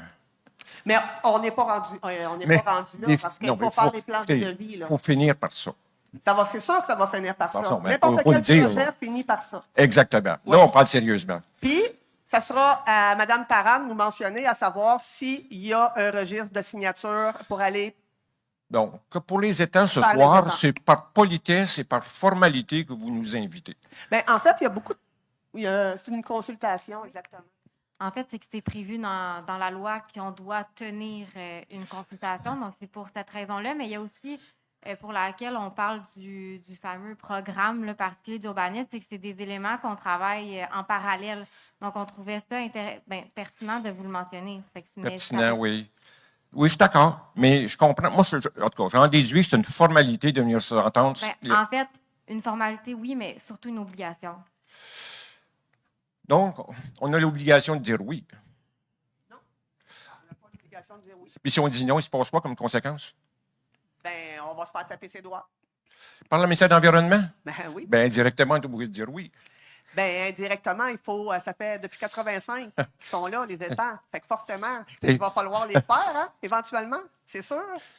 En dehors, après la levée de l'Assemblée, je vous poserai 2 ou 3 questions qui font réfléchir. Donnez-moi cette chance-là. Merci, M. Charette. Laurent Avril, Fleury-Michon Amérique, au 26 rue Jean-Marc Seguin. Vous avez parlé de délai, mais très brièvement, mais si on prend dans des délais raisonnables, vous faites une étude, donc il y en a pour l'année 2025 à faire l'étude, et si les travaux devaient démarrer, on va dire 2026, il n'y aurait rien de prêt avant fin 2027 en gros. C'est pour 3 ans. C'est ce qui était déjà dans la prévision sur la première station. Je ne vais pas me prononcer parce que chaque fois que je fais des genres de Non, mais pronostics, Si ça on vient. prend des délais raisonnables, c'est à peu près cela, le temps de faire toute l'étude et de faire toute la construction, rénovation, que ce soit sur la station de l'autre côté ou de ce côté-là pour le SP4. En fait, si, encore une fois, sans trop dire, si on décide d'aller avec quelque chose d'une petite usine mécanisée côté ouest, c'est certain qu'on va pouvoir avancer l'échéancier. Si on décide de mettre tous nos œufs dans le même panier ou bassin, là, il faut les construire ou faire la réflexion un étang à la fois. Parce qu'on ne peut pas juste vider 2 étangs et assumer que les traitements des eaux vont se faire. Donc là, il risque d'avoir un plus long délai. C'est pour ça que je ne peux pas me prononcer par rapport à l'échéancier tant et aussi longtemps que nous n'avons pas un plan de match. Il va y avoir un plan directeur présenté aux élus avec toutes les possibilités, les suggestions, avec des coûts d'opération, etc. Mais je ne peux pas faire ça tant et aussi longtemps que je n'ai pas le PPU ou une bonne idée. Je comprends tout ça, mais vous comprendrez mon embarras, parce qu'on a signé une entente avec la ville le 2 novembre 2020, parce que nous, on a des perspectives forcément de croissance. Et quand on a signé cette entente-là, on avait le choix soit de faire notre propre station de traitement des eaux sur l'usine, et on a fait un autre choix d'une entreprise avec une responsabilité sociétale, de se dire non, on va participer avec la ville et aider la ville à construire cette station. Je me retrouve en 2024 avec rien qui n'a été fait et on sait quand même la situation, et vous m'arrêterez si je dis des bêtises, mais depuis 2022, on connaît cette situation-là, puisqu'on s'est déjà rencontrés sur le sujet et où on nous a dit, mais non, pour l'instant, on est bloqué, il faut refaire le projet parce que ça ne marche pas, on n'a plus de capacité. Donc on a attendu, je n'ai jamais eu de réponse quelle qu'elle soit. Donc là, j'en suis ce soir à me dire, finalement, avec les perspectives de croissance qu'on a, si on attend 2027 pour pouvoir opérer, envoyer un peu plus de rejets, c'est sûr et certain que nous, on perd des clients, on perd du business. Alors qu'on s'était engagé, il y avait un engagement mutuel, quoi. Donc je me trouve dans une situation où je me dis, OK, est-ce que j'attends, puisque vous n'avez pas réellement d'échéancier, vous êtes en train de le construire, mais je me dis, est-ce que je ne dois pas prendre les devants, nous, sur l'usine, pour faire notre propre station, mais qui va aller, c'est-à-dire dans l'aide qu'on pourrait vous apporter à faire ce que vous avez à faire, forcément, on ne participera plus, quoi. Effectivement, tout ce que vous avez dit, il y a certains... je n'ai jamais dit qu'on n'a pas de capacité, on n'a pas autant de capacité qu'on voulait. C'est certain que vous êtes un joueur important dans le portrait de notre ville et nous sommes au courant de l'entente. Avec Maître Parent, Kim, c'était prévu qu'on revoie pour vous offrir la meilleure situation. C'est certain qu'il y a eu du temps perdu et c'est dommage et on s'excuse pour ça. Ce n'était pas volontaire. Mais il faut prendre la meilleure décision pour la ville. Et si ça donne qu'on va créer un règlement côté urbaniste pour demander aux futures industries de faire un pré-traitement à la source avant de nous envoyer les débits d'eau, on va le faire parce que ça sera la meilleure chose pour la ville. Pour votre cas, évidemment, est-ce que vous pouvez profiter de la clause grand-père? Ça va être à voir. Ça, c'est des questions juridiques, des ententes qu'il faut réouvrir. Et ça me dépasse. Mais toutes mes décisions seront prises par rapport aux besoins de la ville et atteindre les objectifs. Et c'est certain qu'on veut travailler avec vous, pas contre vous, afin de trouver la meilleure solution. C'est certain que l'échéancier n'est pas idéal, mais on va faire en sorte, je me répète, qu'on va travailler fort ensemble, tout le monde qui est assis aux deux tables, pour le faire le plus rapidement possible pour éviter que le fardeau fiscal soit trop élevé, non seulement pour les contribuables, mais pour nos partenaires industriels. Alors, parce que nous, on va avoir des décisions à prendre assez rapidement en tant Absolument. qu'entreprise. Est-ce que dans ce cadre-là, on peut convenir de rencontres régulières? Parce que jusqu'à présent, on n'a pas réussi à les avoir. La dernière fois que j'ai rencontré Madame Rivard, c'était en C'est- juin 2022. Oui. Oui, en fait, c'était 2023, parce que moi, je suis arrivée à la ville en février 2023. Alors, c'était peut-être pas toi, Oui, je ne sais plus on qui j'ai s'était rencontré en 22. rencontrés, effectivement. Ouais. Mais ça fait partie, justement, là, avec Maître Parent, on s'est rencontrés dernièrement, là, parce que moi, je suis revenue de maternité en septembre. Donc, voilà. Donc, on s'est rencontrés, puis on avait l'intention, justement, de communiquer avec vous. Là, mais comme mentionné au début de la consultation, là, ces dossiers-là, on ne va pas l'aborder de manière... là, on est un peu débordé, là, mais ça se trouve à être un dossier confidentiel, donc entre vous et nous. Donc, je vais communiquer avec vous, M. Avril. Là. OK, j'attends votre appel.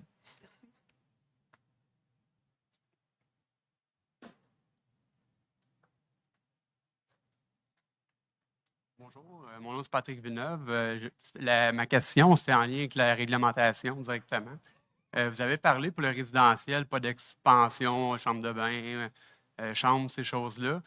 Pour ce qui est du commercial, disons un local qui est occupé présentement, qui tombe vacant demain matin, est-ce qu'il est bloqué dans son potentiel de location ou si un local est déjà vacant présentement, mais qui était occupé, exemple, une couple de mois, il est-tu bloqué complètement dans le développement si ça laisse dans le même nombre de chambres de bain ou dans le même concept?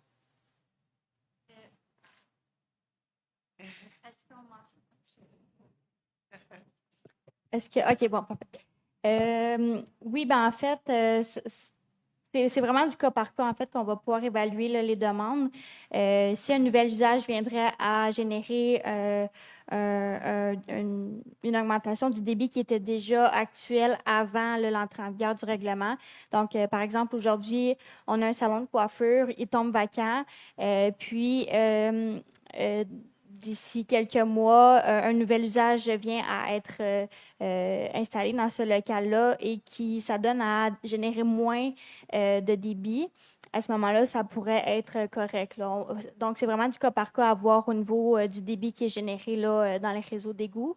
Donc, voilà. OK. Fait que disons, comme vous dites, si vous y allez avec le comparable de ce qu'il y avait dans le plus proche avant ça, comme consommation, si on tombe en comparable ou moins, ça pourrait être considéré comme acceptable. Exactement, exactement. Donc, c'est vraiment à voir là, au cas par cas. Okay. Il faut faire les demandes quand même au service de l'urbanisme, puis les inspecteurs et moi-même, là, on va pouvoir analyser les demandes là, en fonction du règlement. OK. Fait que les locales vides ne deviennent pas automatiquement barrés en lien avec le règlement. Systématiquement, il y a potentiel, mais c'est du cas par cas.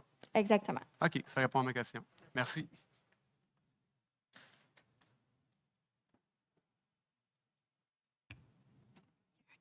Est-ce qu'on a des questions en ligne? Oui, alors, en fait, on a reçu des questions par courriel avant lundi. Je pense que la majorité ont été répondues, mais par courtoisie, là, je vais quand même les poser. Juste parler un peu plus fort parce qu'on Oui. a de la difficulté à t'entendre. OK, donc, on en a reçu par courriel lundi.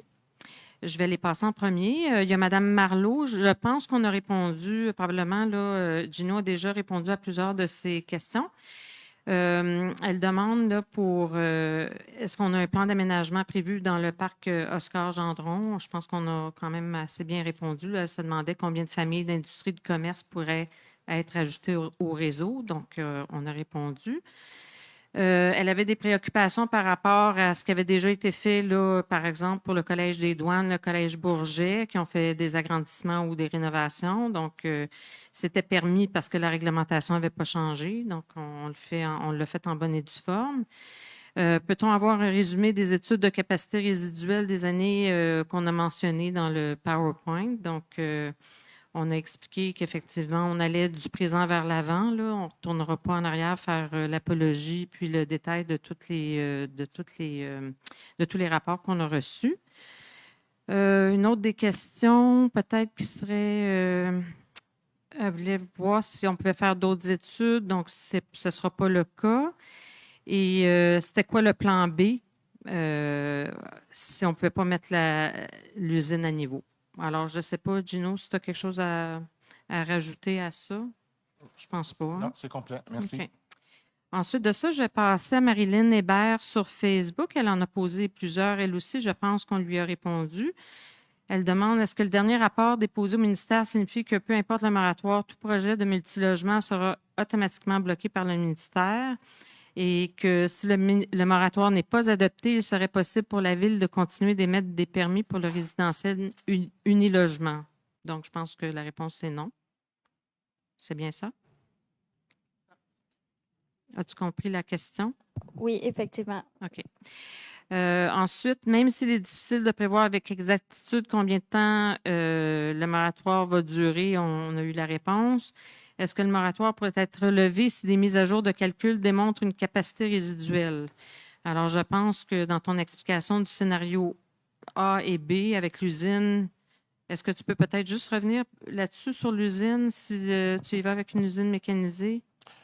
C'est certainement quelque chose. Moi, j'essaie de voir chaque projet dans une vision 360 et voir quelles sont les possibilités. Parce que si on décide d'agir exclusivement sur les étangs ou aux étangs, je pense qu'on ne fait pas nos devoirs compte tenu de la situation géographique avec une rivière qui divise la ville en deux et que la majorité du développement se fera sur le côté ouest. Donc, il faut au moins explorer la possibilité de faire une usine indépendante et ça sera mécanisé. C'est une certitude parce qu'on ne va pas creuser plus d'étangs à côté ouest. Il faut, mais ça ne change pas le fait que de l'autre bord, mais ça peut peut-être changer l'ampleur des travaux et ça sera plus une mise aux normes plutôt qu'une capacité. C'est ça, un agrandissement de la capacité. Parce qu'on n'aura pas plus besoin de creuser. On pourrait ouvrir plus de possibilités en sachant qu'il y aura moins de travaux civils d'excavation, si on veut. Donc, voilà. OK. Finalement, sa dernière question, c'est quels seront ou sont les processus de suivi de la situation de la... Excuse-moi, Geneviève, M. Meunier aimerait...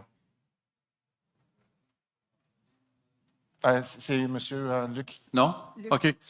Ben, c'est parce que la question qui a été posée, Gino, merci pour votre réponse, mais je pense que la question, c'était aussi s'il y a un moratoire et que dans les 2 prochaines années, il y a des travaux qui sont effectués qui soulagent la station d'épuration, est-ce que c'est possible que le moratoire soit levé à ce moment-là? Juridiquement parlant, je ne connais pas qu'est-ce qu'on a le droit. Je sais que l'étude de capacité, comme vous le savez bien, dépend sur les données des 3-4 années précédentes en termes de charge et débit. C'est certain que si on peut prouver au ministère de l'Environnement qu'on a coupé de 30 le volume et ainsi que la charge provenant du côté ouest parce qu'on a une solution indépendante et une redondance pour moi aussi, que là, peut-être, on va pouvoir nous accorder ce droit de pouvoir rallumer, mettre le switch on encore. Mais encore, je ne connais pas les exigences. Comme vous, c'est la première fois que je passe en moratoire, malheureusement. Et donc, on va connaître ça ou savoir les conséquences ensemble. Mais merci pour la question et la précision. Ensuite, la dernière question de Mme Hébert, c'est quels sont les processus de suivi de la situation et de la mesure de ses impacts?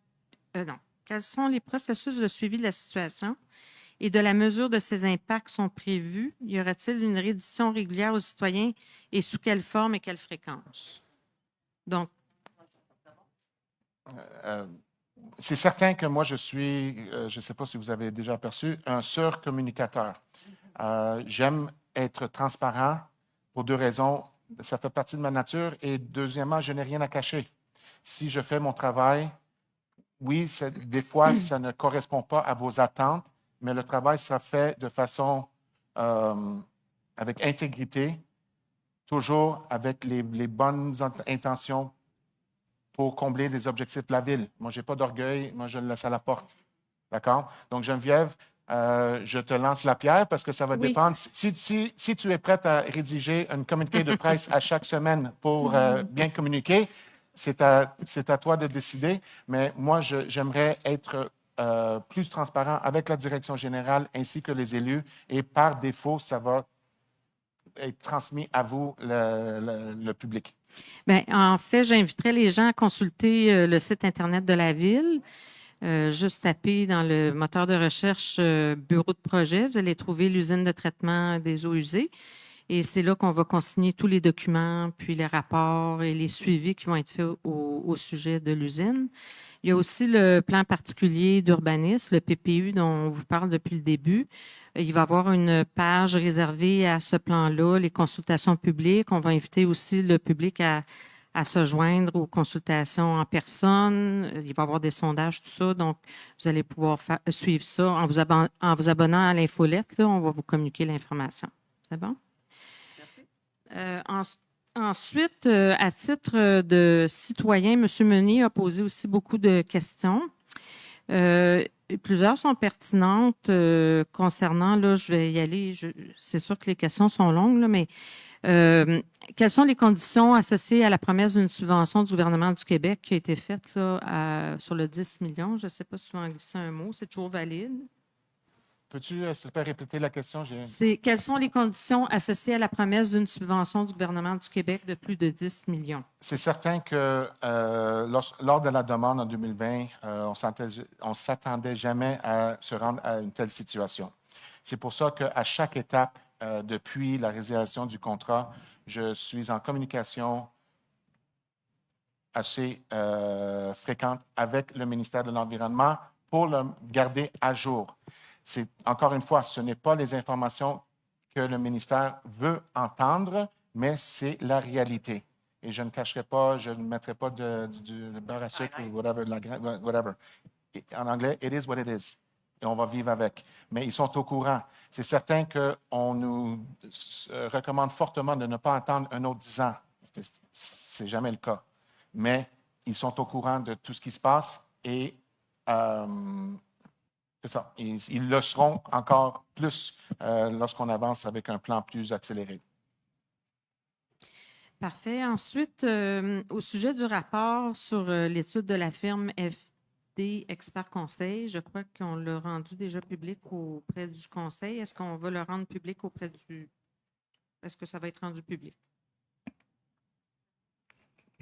En fait, on va falloir qu'on fasse la vérification auprès du greffe, là, la personne qui est responsable de la loi sur l'accès à l'information.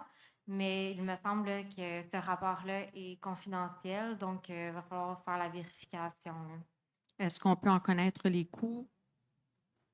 Pardon, Pour les coûts, est-ce qu'on peut connaître les coûts de l'étude? Est-ce que c'est public? Le contrat a été attribué, il doit avoir une résolution, j'imagine? Ah, mais je ne sais pas.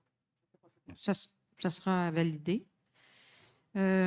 Ensuite de ça, quelles sont les exigences actuelles du ministère de l'Environnement concernant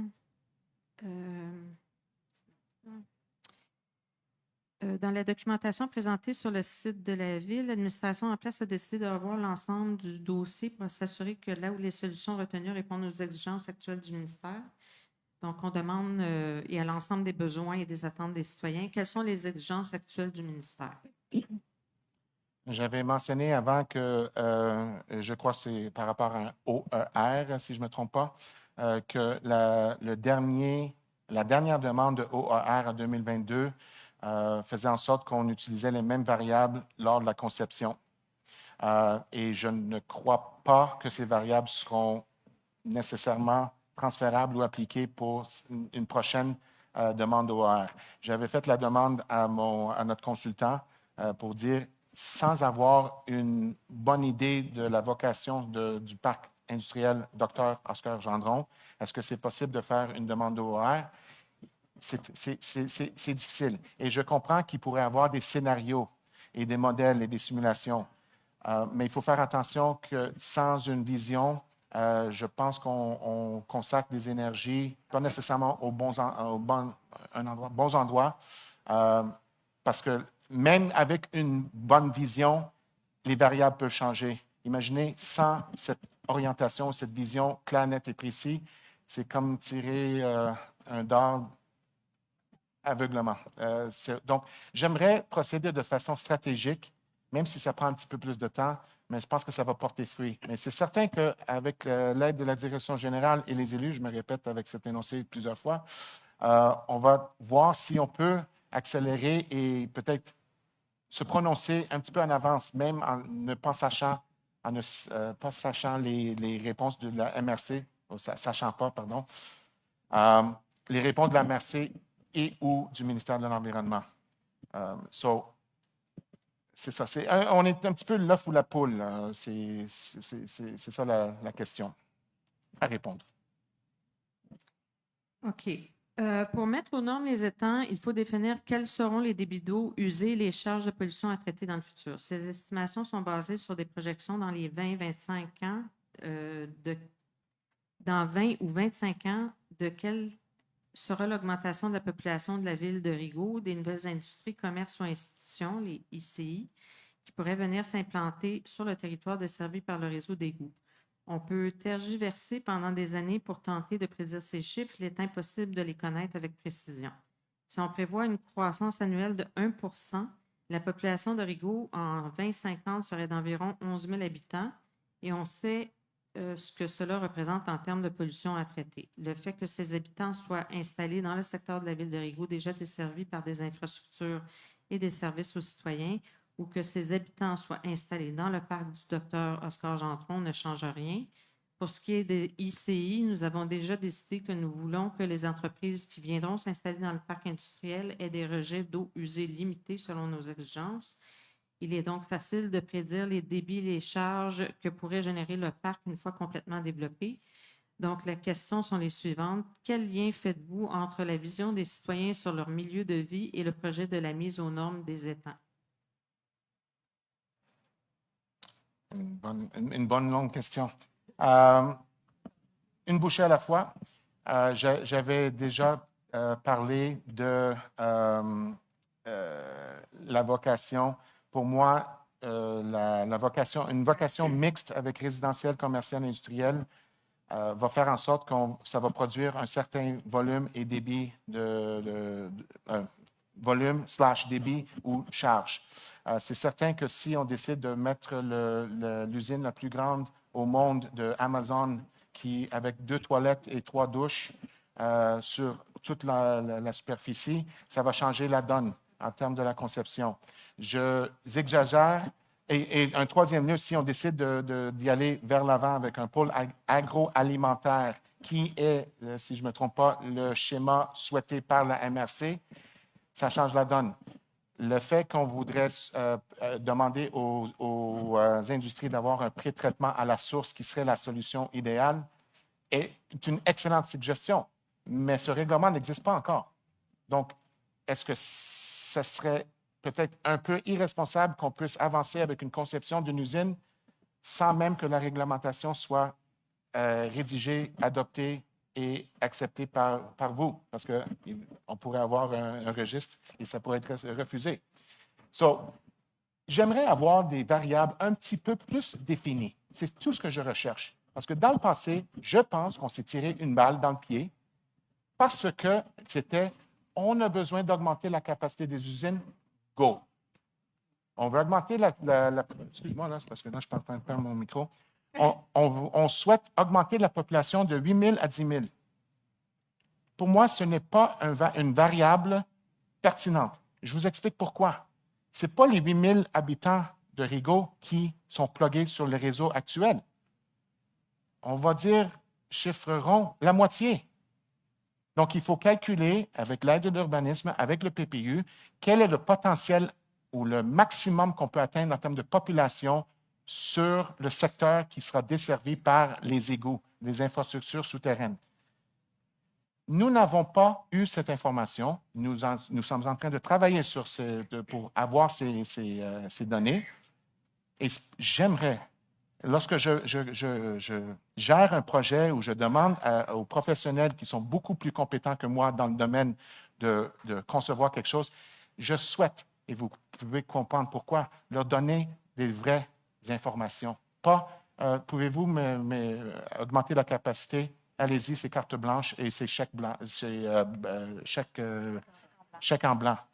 Je ne travaille pas de cette façon. Donc, c'était une longue question. Je ne sais pas si j'ai tout répondu, mais je pense que le gros est je veux avoir je souhaite avoir le plus possible des variables qui ne sont pas nécessairement précis au dixième près. Je comprends la réalité, mais au moins avoir une idée. Est-ce qu'on fait affaire avec des partenaires industriels qui vont utiliser beaucoup de procédés ou est-ce qu'on va faire juste un entrepôt de pneus dont les employeurs ont besoin d'utiliser une toilette de temps en temps? C'est tout. Maintenant, on n'a rien. On n'a rien. Aujourd'hui, on n'a rien, mais on travaille dessus et ça va prendre du temps. Tout va être fait en parallèle. Oui, monsieur. Au micro, s'il vous plaît.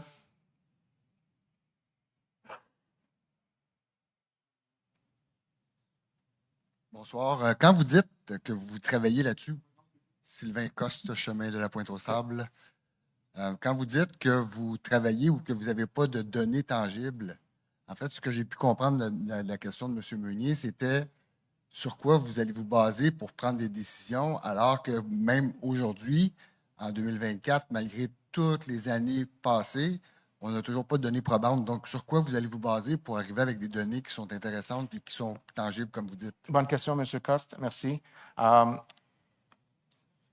Ce sont des recommandations. Ce n'est pas coulé dans le béton. J'essaie d'analyser, de tourner chaque pierre pour voir, parce que je trouve qu'un problème dans le passé, c'est qu'on n'a pas investigué, on n'a pas songé à la possibilité de ne pas mettre tous nos investissements dans les étangs. Et pour moi, c'était un manque, une opportunité perdue. C'est certain que maintenant, on doit peut-être prendre plus de risques en sachant qu'on a le dos est contre le mur. Mais imaginez que le souhait des élus, avec la demande de la modification du schéma auprès de la MRC pour s'éloigner un peu du pôle agroalimentaire et rendre ça un petit peu plus mixte. On va jouer un jeu. Je vais assumer que ça va être le cas. Je commence à faire une progression de la conception des étangs et que ça se fait refuser par la MRC. Vous allez rester comme pôle agroalimentaire. Est-ce que quelqu'un dans cette salle pourrait me garantir que notre demande va être acceptée? En fait, je comprends la réponse que vous essayez de me donner, mais ce que j'essaie, moi, de comprendre, c'est de quelle façon. Parce que là, ce que vous me dites, c'est que, un peu comme malheureusement dans beaucoup de cas, moi inclus, on marche les yeux fermés en espérant que. Là, ce que je comprends, c'est que vous n'avez pas de données probantes. Vous ne voulez pas prendre de décision, ce qui est tout à fait normal et légitime parce que vous n'avez pas de données. Mais comment vous allez pouvoir récupérer puis aller faire pour aller chercher ces données-là? C'est ce qu'on fait en ce moment et vous avez raison. Mais avant, j'ai voulu patienter le plus possible pour avoir les vraies données. Now, j'ai besoin de, excusez l'anglicisme, gamble a little bit. Et peut-être pousser l'idée ou avoir plan A, plan B, plan C. Ce n'est pas mon souhait. Et je vais vous donner un exemple très vulgarisé, parce que c'est la façon que j'expliquais ça à ma grand-mère dans le temps lorsqu'elle était toujours vivante. Elle n'a jamais fini le secondaire, donc il a fallu que je diminue le côté technique. Je me marie avec Mme Rivard à côté de moi. D'accord? Et c'est très vulgaire et je sais que j'exagère, mais j'espère vous faire comprendre. On se marie. On demande à un architecte de dessiner une première maison. On ne dit pas plus un mot. C'est quoi la première question que vous pensez que l'architecte va nous poser comme question? Je comprends tout ce que vous me dites. Je comprends tout ce que vous me dites. Mais c'est ça. En fait, ce que j'essaie, moi, de savoir, c'est comment vous allez y arriver. Parce que c'est tout logique, ce que vous dites. Oui. Mais ce que je ne comprends pas, c'est comment vous allez y arriver, parce que ce que vous dites, c'est une bonne question. Mais juste pour terminer mon exemple, parce que les gens, sûrement, vous êtes en suspens, c'est vous allez avoir combien d'enfants? Combien de chambres à coucher? Parce qu'on n'a rien dit. On veut une maison, c'est tout. C'est-tu 0,1, 2, 3, 12, 15? Ça change la façon que ça va être conçu. J'exagère, mais c'est plus ou moins la situation. Maintenant, nous allons aller vers l'avant et peut-être je vais avaler mon orgueil pour dire on va regarder les possibilités si jamais on décide d'aller vers cette piste, vers cette piste, vers cette piste. Et ce n'est pas mon souhait, mais là, je préfère être proactif. Mais encore une fois, comme j'ai dit avant, ce soir, le 29 octobre, On s'est concentré sur la consultation publique. La bombe nous est tombée en fin août. Ça a été partagé aux élus et à la direction générale peu après. Et nous sommes là pour vous. C'est certain qu'on va accélérer la donne. Oui, vas-y. Ma dernière question, c'est Oui, j'aimerais juste rajouter quelque chose par rapport à les données là, que vous disiez. Donc, c'est pour ça, tantôt, je parlais là, du programme particulier d'urbanisme. Donc, je sais que ce n'est pas à l'unanimité auprès du conseil, mais ça reste qu'il y a une demande qui a été envoyée à la MRC pour revoir le schéma. Donc, mais c'est pour voir un peu qu'est-ce qui va être fait sur ce terrain vacant-là, parce que ça va être déterminant après pour les variables. Donc, c'est pour ça qu'on a commencé à faire ça au début de l'année.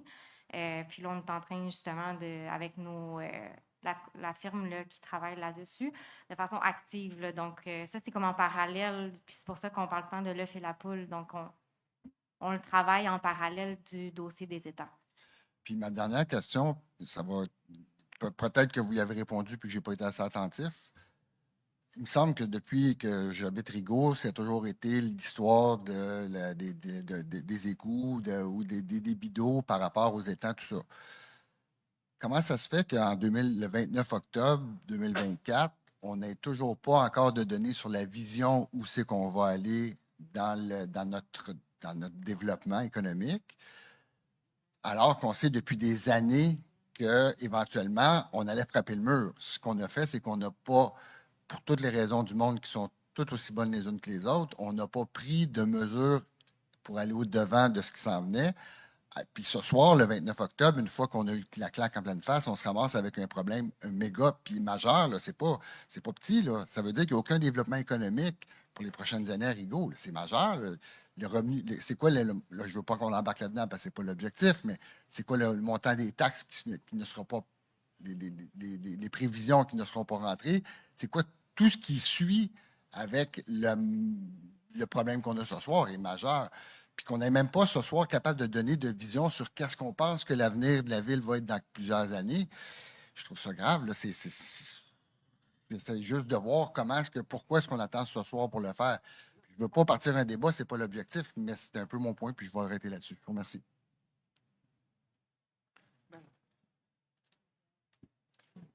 Samuel Mainville, désolé, une dernière question.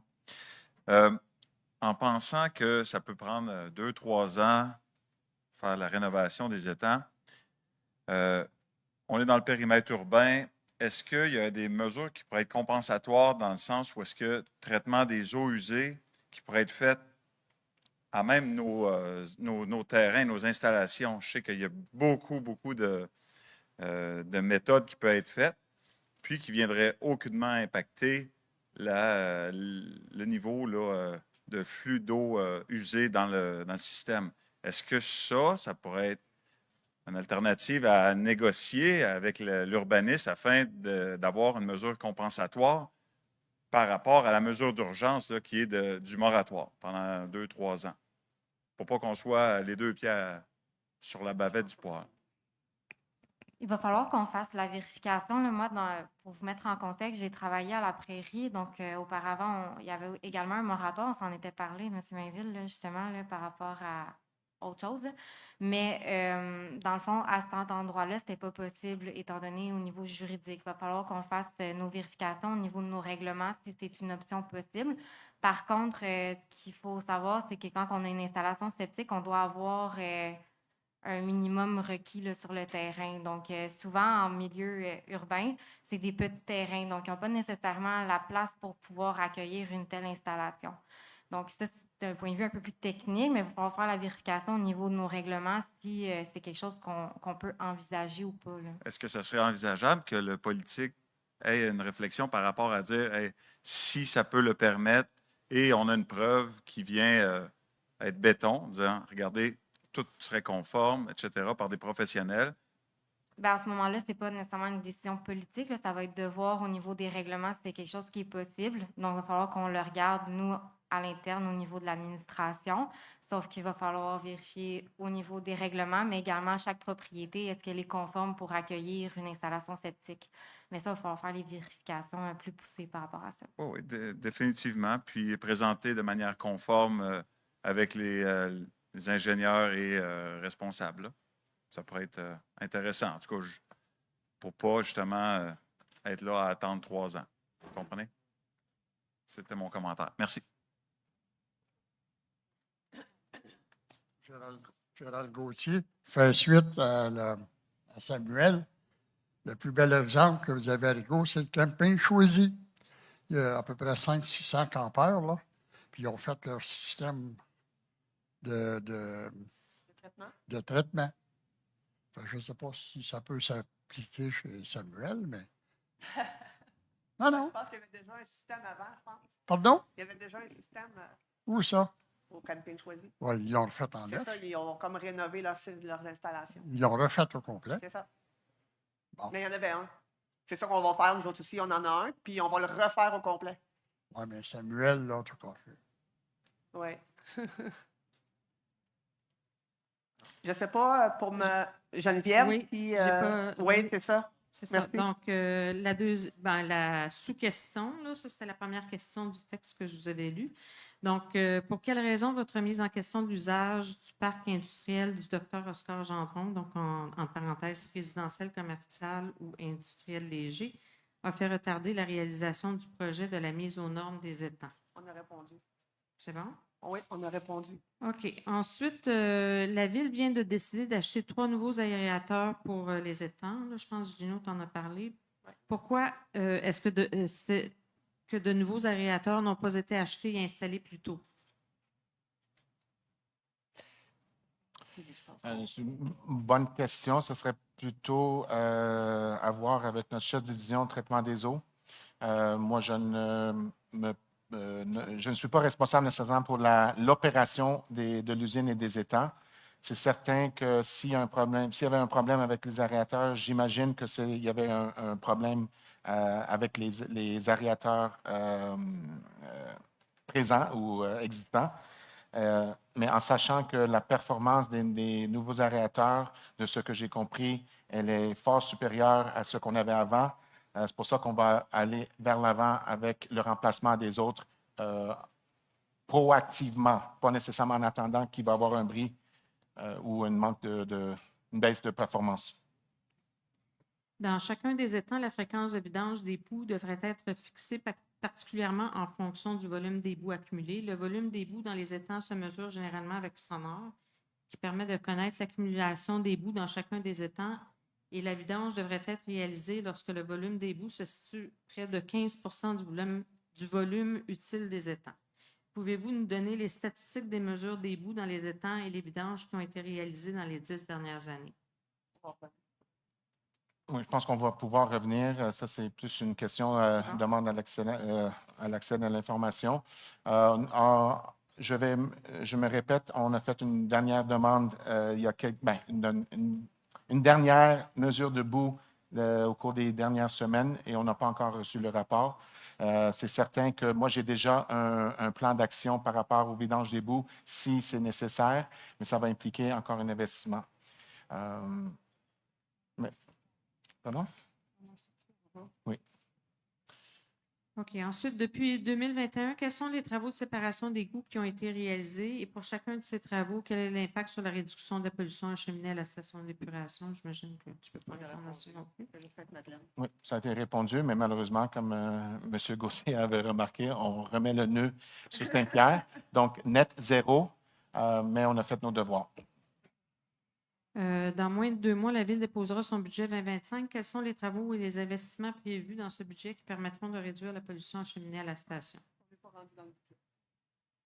Non? En fait, on n'est pas rendu là. On n'est pas rendu à savoir quelle somme qu'on va mettre. On ne s'est pas assis tous les élus ensemble pour discuter du budget 2025. L'estimation des coûts de la mise aux normes de la station d'épuration est passée de 3,5 millions en 2016 à 23,7 millions en 2021. Pouvez-vous nous présenter un tableau qui résume pour chacune des estimations? En 2019, c'est ça. 2019, oui.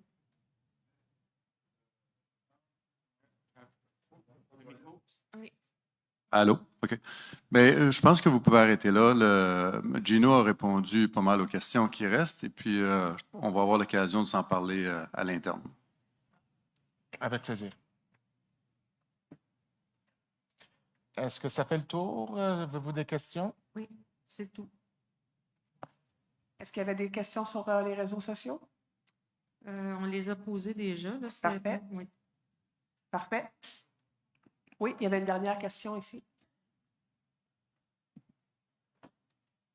On vient de demander à savoir, par rapport à l'achat des aérateurs, pourquoi ça n'a pas été posé plus vite.